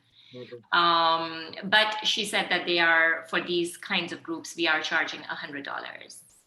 I mean, my impression in the past was, while DPR, and actually we've got Jeff Martin here who can talk to us, but who manages Riverside Park. But my impression in the past was that DPR did trash cleanup, but these special events, the charitable ones and others, were things like if people know what the riprap means, all the flotsam and jetsam that collects itself along the edge of the river. That the events were more that than yesterday's sandwich. Jeff, just before we go on slightly, do you want to, Jeff Martin, who is the manager of Riverside Park, is there anything you want to add on this for us, Jeff? If he's here, he was here. I'm here. Yeah, you're always with us. Thank you. Okay. Can you hear me? Yeah. Okay, good. So again, there's a lot of challenges, all over the city with just basic things right now, like trash collecting and litter pickup, and Natasha's right. It's up to DPR to do the basic maintenance. The Conservancy consists mostly of zone gardeners, which do help because they do help clear out horticultural areas and maintain them. And when that happens, you know, we find that there's a lot less garbage being deposited in horticultural areas. Whenever horticultural areas are left unkept, you'll find that they become magnets for trash. So we're really happy that Conservancy is there to help us with things. So it does contribute to helping keep the park clean and everything. So, and yes, to the point where we've had a decrease in personnel. We have not been able to hire any seasonal staff this summer. All our seasonal positions were cut. And we have less of what are called our POP workers, our Parks Opportunity workers. We have been extending them, you know, periodically, but I've lost a couple here and there. I believe I'm down to about 17 of them right now. I've had them for quite a while. And sometimes they have training days. They, of course, have days off just like everybody else. Sometimes they get sick. So on any given day, and I might not have much staff. And every morning I have to go over with supervision, you know, what are we going to do with staff today? Where can we place them? What looks, you know, like it needs more attention. And so it's a challenge. I try to keep an eye on the park as best I can. And, you know, I try to point out things that need to be picked up sooner than later. But we also have challenges with homelessness. We have challenges with graffiti art that needs to be taken care of as well. So all these things, plus, you know, just more people in the parks, you know, it's all true. It makes it more challenging to keep up with the regular basic needs of the park. So looking around the city, I'd like to think that Riverside Park is actually a much cleaner park than many of the places you may see around the city if you travel around. So I think that's fortunate. And I think it's nice that the people on the Upper West Side are very good about trying to do the right thing, about trying to use the trash cans, about trying to take the litter with them, about being responsible after picking up after their dogs. I'm very fortunate to have the good neighbors around the Upper West Side as community partners and to help keep Riverside Park clean. So you know, it's you know, a challenge. You know, we're trying our best. We're constantly reallocating resources to keep up with things. So we do appreciate all the support from the community, and we hope for continued support. And I just ask for patience, a little bit of patience now that the busy season is starting to wind down. Hopefully, maybe they'll see more indoor spaces being used if the COVID crisis starts to wane. And that would certainly take a lot of pressure off the parks in general as spaces that most people congregate. So we'll see how it goes. And like I said, I'm proud of my parks workers. They really do work hard. I go around and I look. Some of them, yes, some of them are not as hardworking as others, but many of them do. I see most of them on task, picking up, clearing graffiti, doing all these things. So, you know, I have to say I'm very proud of my staff in general. They're the ones who make it a clean park. Jeff, I wanted to ask you a question that relates to a little bit to what you just said. You know, everybody's been saying that our parks are so much more crowded because of COVID and attributing it to people wanting to get out in the air and they can't interact with people elsewhere. Can't interact at all, but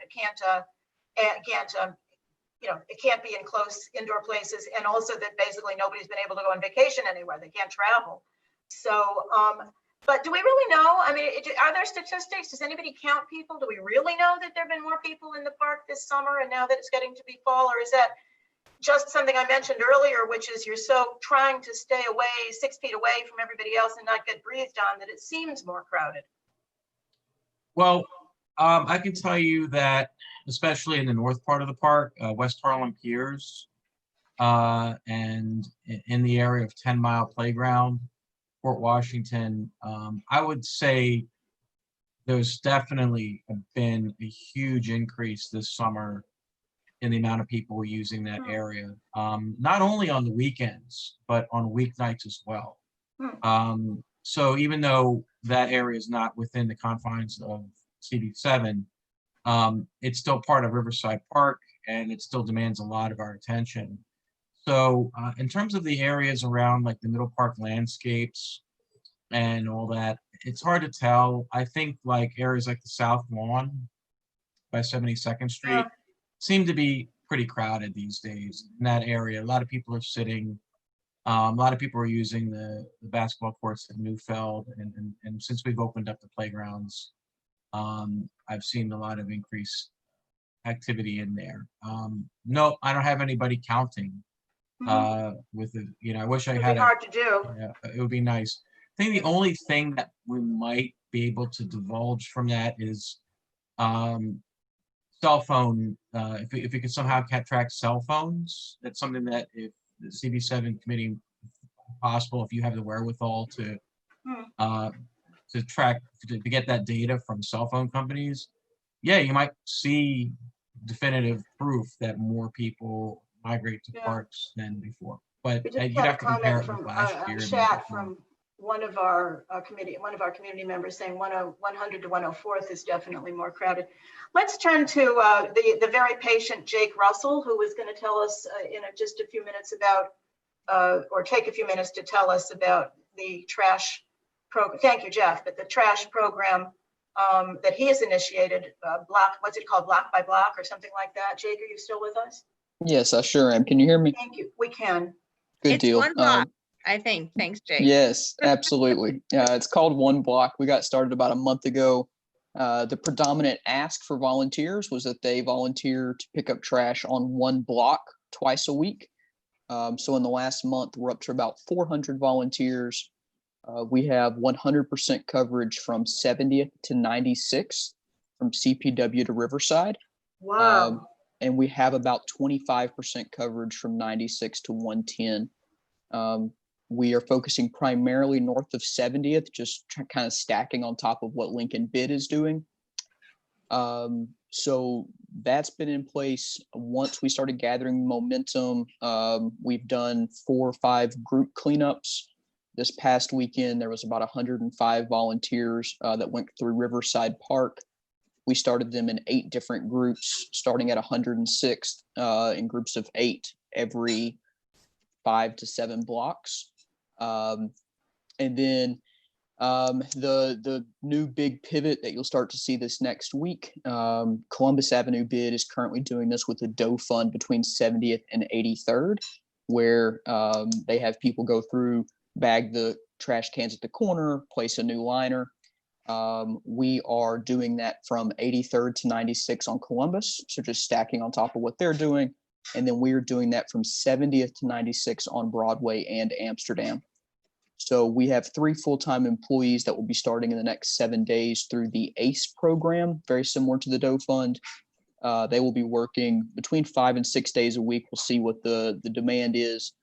And that first month has already been funded through the private donation of Ann Cutbill Lenane, and we'll be looking to expand that program up to 110 as quickly as possible. But that is the kind of summation of it as it currently sits.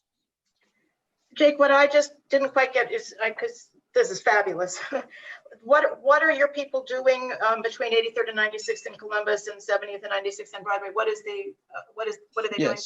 Yeah, so we'll have 3 full-time paid employees through the ACE program, which is very similar to the Dough Fund. They will be walking the sidewalks, picking up any trash that they see, and then when they come upon a corner trash can, they will be emptying that trash can into a trash bag, tying it off, setting it next to it, placing in a new trash bag, and then the next time they come around to it, once it reaches 3/4 full, they will pull that trash bag, tie it, and place a new one in.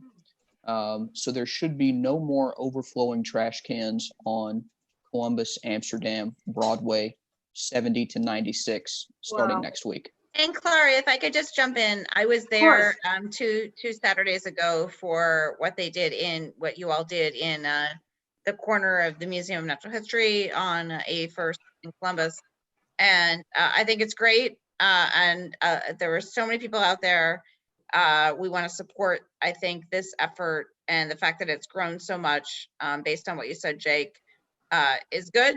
And I think we wanted to bring you in to have this conversation tonight to make sure that if there's anything we could do as a community board to support you, we continue to do that. I know Mark was there that day as well, if he has anything to add, but again, I think we need to do this block by block, and was great. So thanks. If I could jump in on that with that cue, with thanks to Elizabeth.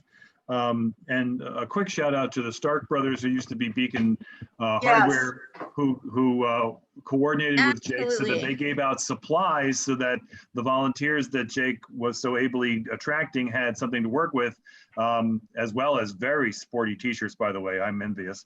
But I wanted to highlight one other thing that I took away from that morning. Which was Jake's emphasis with all of the volunteers that he attracted, and there were plenty. I mean, this was a really inspiring turnout of folks. About the way in which Jake and the organization was speaking to their fold and emphasizing the positive, that they were going to leave politics at the door, leave dissension at the door. There's plenty that our folks are concerned about in our district, and this was not the forum for that. Jake was very clear that this was a positive, progressive message and that they were putting it into action. And as much as we need the streets cleaned up in the way in which Jake's organization is now implementing that, we also need the positive aspect of what that contributes and how to contribute. So I'm grateful for both the work and the way the work is being done, if that makes sense. Thanks so much.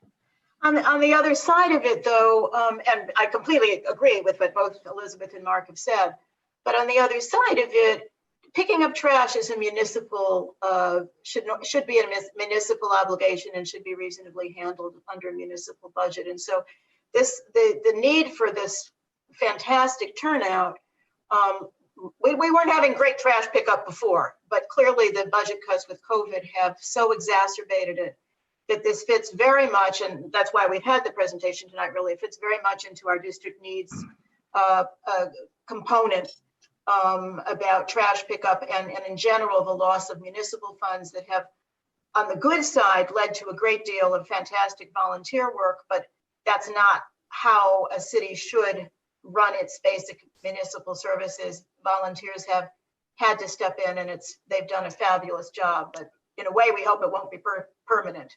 At least it won't have to be. Any other questions for Jake? Ken has a question for Jake. Yeah, for the minutes, Jake, I agree with Clary, fantastic work, but this is what the city should be doing. What is the name of the group? Is One Block? That's correct. It's one word. We just put the two words together, ONEBLOCK, One Block. Okay, and what is do you have a title with them? Founder. Okay. He's the founder. He's made it all happen. Pardon? He's made it all happen. Jake has made it all happen. Fantastic. Jake, is it I put the email address and the Facebook and Instagram links in the chat, so if you want to catch them. Yeah, is it formally organized as I don't know whether it's 501c3 or whatever, that formally organized to take donations and deal with all that stuff? Yes, all that incorporation is in the works. It will take a couple of months, but that is in the works. And then you will see at the corners, we did a GoFundMe that paid for all the nice t-shirts. It also paid for 20,000 trash bags. And so you will begin to see those trash bags with the One Block logo at the corners. I did want to briefly, I saw a comment about supervision, particularly of the paid workers. The budget that we have raised for that includes 3 paid workers plus their supervision, so that will be supervised work. And then there is just another comment on Riverside Park. If someone wants to break that up into small geographic areas, that has been what's worked with One Block, is just asking people to take a very specific area They find the area that's important to them, that they're at all the time. And that's why the group grew so quickly. It was a very small, very specific ask. Mm-hmm.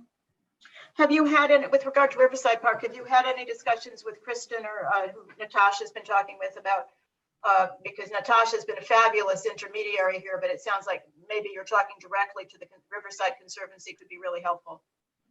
Yes, yeah, we had some wonderful conversations with Kristen. They were very busy this past weekend, and so there's you know, trying to balance all the needs of training volunteers, then also just getting the trash picked up. But yes, we've been in touch with them, and we've been told that, you know, we definitely want extra help. Great. Okay. So the last thing, thank you so much, Jake. It's fabulous. The last thing we have always on our agenda is just updates on committee business, and we've overlapped a lot of that already. But we do have some projects, particularly in Riverside Park, to talk about briefly. And Ken, you had a little more on some topic also. Oh, Cherry Walk, but something else. Yeah, well, I had one other compost alternative. On Sundays from 12 to 1 on West 90th Street between Columbus and Amsterdam, the sidewalk outside of the community garden, the West Side Community Garden, they're collecting compost starting yesterday. Compost, not organic. Yes. Yeah. Yes, just food scraps. Yeah. And they asked me to spread the word, so I'm. Great, you've done it. Updates. Ken, you want to talk about what you learned by chance, because I don't think we learned directly from Parks Department, but. So the Cherry Walk is going to close September 28th, which I guess is Monday. They didn't say this in the press release, but I understand it's 2 to 3 weeks, which is a lot shorter than we'd feared. To deal with this is FEMA money, Sandy money, to deal with the shoreline problems as a result of Sandy, riprap and such. Unfortunately, they're not going to be doing the repaving or fixing some of the worst bumps on the Cherry Walk because it's a different pot of money. And I don't even think they have the money for that yet. So they can't do it simultaneously, but they have to do this soon or they're fearful they're going to lose the money. So DPR is going to be putting signage up for the many hundreds and thousands of cyclists and e-vehicle users now for alternative routes, Riverside Drive. Also, they're supposedly going to be directing people on paths through the park between 100th Street and 125th.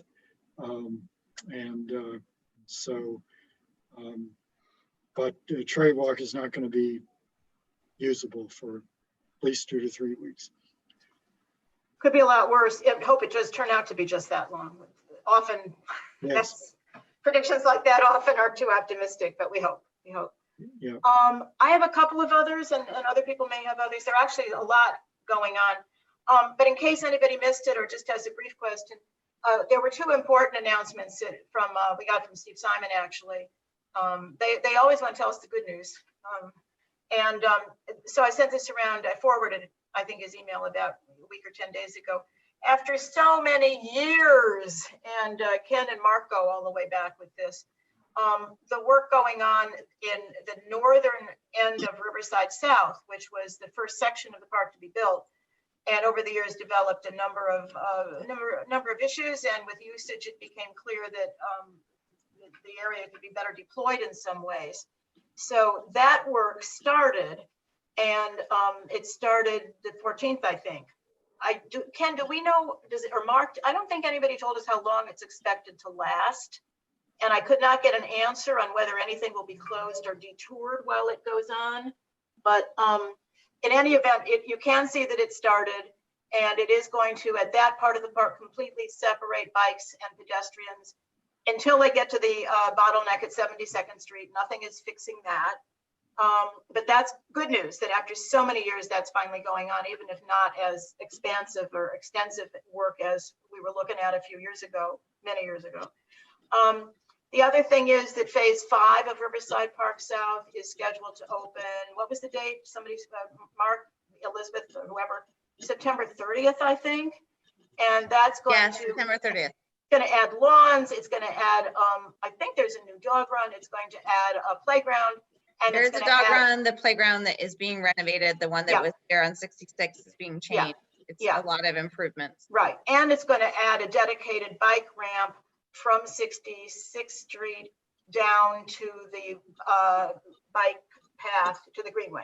So that, and this has been years and years and years and years and years, and it's missing a very important element that we may never see, which was the comfort station and concession that was very essential, that was an essential component, but that was never bid, and we don't know whether we'll ever see that, but it's still very good news.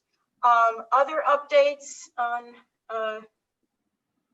let's see, on our last week. Sorry, what about the ball fields and the, maybe since our last meeting, maybe, I don't know if there's been any update there, but just at 72nd in the area, again, in Riverside, where there's been a change in how people are looking at the, or how the parks has opened playing fields, right?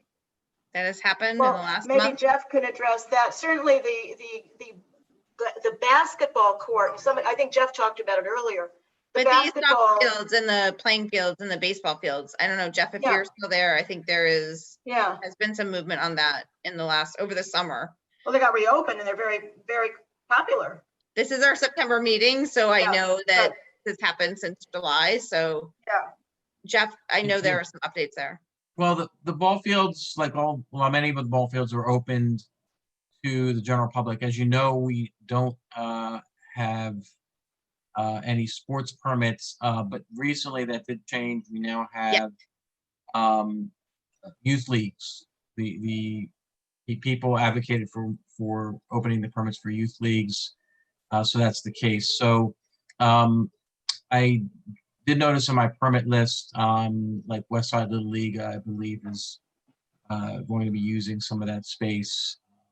So, and I don't know what the progress right now is exactly with the Rotunda project. It probably is being delayed until this winter or early next spring. So we'll see how that goes. But I'll check my permits list. I just got an update today, but I didn't have a chance to really go over it in depth. But I know that the youth leagues are starting, and we also have outdoor learning spaces in the parks, but they're mostly in the lawn, the passive areas. Got it. And that mostly up along Riverside Drive. Now, for those outdoor learning spaces, are those in any way formally established, or is it just some school or group comes and sits down and gets going? The schools have to put in the permits for them. So you may see outdoor learning environments in there. The schools are allowed to bring things with them to help facilitate the outdoor learning, but they're not allowed to store anything there. And so they have to take everything back with them at the end of the day. Can you give us a couple of examples of schools that have, in our district, that have permitted outdoor learning spaces? I believe there's a Montessori school. I'm sorry, I'm not familiar with all the schools in the area, but I think there's a Montessori school. I think there's also a Jewish school that has a permit for around there. I know that the spaces being used are around the islands, around like 114th, 111th. The 111th panel is being used for these. So these are like the islands in the middle. But I have to check the permit list. I mean, it's being updated constantly. Yeah, I'm definitely not trying to put you on the spot, I think, at all. I think the one thing I was reading about was just the sort of, a lot of people had reached out to us about the use of the space for soccer fields and other things. And it sounds like that has changed with the mayor, and you guys are all on top of it, and the Conservancy and the parks department is on top of it. So just wanted to make sure if there was anything that needed, because we haven't met since July, just if there was any change to that. A lot of parents and people have been asking about it. So Thank you. Thank you for your patience with us as we've asked these questions and really appreciate it. That's fine. Yeah. Again, like I said, the sports youth leagues are the ones that are probably going to be occupying these spaces, especially on right. So, yeah. But otherwise, if they're not there, that other people can use them. As long as they're abiding by the rules, that's fine. I constantly have to tell people still, it's not a dog run. That space by the rotunda is, I have to tell people it's not a dog run. Yeah. There's a fellow there who's whacking golf balls a lot, and he's kind of like turfing it up. I try to let these guys You're like, know. No, like, this isn't like a Trump golf course. Right. It's like you have to be patient. But like I said, I understand people. This is the place to go. So I'm trying to be as patient as I can with everybody. Well, but, Jeff and also Matt, I think that's actually part of your job to be with us at our monthly meetings, but we very much appreciate it anyway. And it's always, we learn a lot from both Jeff and Matt about things we want to know about in our parks. Jeff mentioned the Rotunda project, which all of us on the committee know is a massive project. I have been trying to get an update on it with a little bit of detail. So far, I have not been able to connect, but I hope by next month we'll have a better handle because there's a lot of impact that on our district from that once it starts. Anything else tonight? Susan Schwartz. Susan? I'm sorry. I've got 2 questions. One is big and one's really small. The big one is, any update on the Harlem Mere and the lock? Like when that's going to happen or anything about it? I haven't heard anything new. Has anybody heard anything new? Since it was approved, no, I haven't heard anything new. Right. I mean, I think this was the last season for the concession anyway. I think the concession, no? The winter, they would have winter, if it were able to be opened, which I'm not, I'm not your source on that, but if it were able to be opened, they would go through the winter season before the concession runs out. So when was it supposed to start? When was not until the end of the contract, which would have, so in effect, COVID didn't really delay the project itself because they would have had to let the contract run out. It's just that the facility is not being used because of COVID, not because of the project. Yeah, it's definitely fallow, but is it supposed to start up in this? Will the construction start in the spring then? At the earliest, I think is the answer to that question. Okay, your other question, Susan? The other question is really minor, but there are 2 water fountains right at the very south side of the reservoir that are have been historically just not there at all. And I'm just wondering if there's any way anybody knows why they're not functioning and how we could get them fixed. Well, we don't have a Central Park person here tonight, but Susan, I sent you in the direction the other day with a different question to Caroline Greenleaf. Go ahead and ask her directly. She's You sure that's okay? Just say who you are and yeah, you're sure. Okay. I think on behalf of yourself and not on behalf of the board, that's great. Sure. Yeah. Well, I think it might be more comfortable if it came from you, Clary or Elizabeth. I mean, it's the Parks Committee asking, because I've put a number of 301 complaints about it, and I've tried to talk to Parks workers about it. It seems like it's just sort of strange that it's such a where are these fountains? At the very south side of the next to the pump house on the reservoir. Susan, if you would send me an email about that, I'll dash off a quick Mark note. probably is That's best. great. Good. Great, That's thanks. fine. I was gonna say it's a minor thing, but it's it's such an important spot and it is well trafficked. Sure. It's not minor if you need a drink. I think we're close to my way. closing out this meeting. If there are any we other are. questions. We are indeed. So we've got no resolutions. We'll be back together the third Monday in October, whatever that day is. The And 19th. The 19th. Thank you everybody tonight for being with us. Special thanks to Jake for hanging in there so long for us. Appreciate it. Yes, thank you, Jake, and everyone, and look forward to working with you guys. Jake, look out, because next thing you know, somebody's going to try to recruit you for the community board. Be careful. Yeah, Jake. I'm focused on picking up trash. Right. Actually, Jake and I met a year ago talking about that very thing, and I think he found more gainful employment in the community. So let's not fix a problem that he's already, Right. And big thanks to Jeff and Matt. I know everybody else said it as well, but it's really great having you guys here, especially at the end when we're trying to catch up on things. So thanks so much. Totally agree. Thanks, Mark, for organizing all this. Bye, everyone. Bye, everybody. I guess we're done. Bye. Have a Bye. good night. Bye, everyone.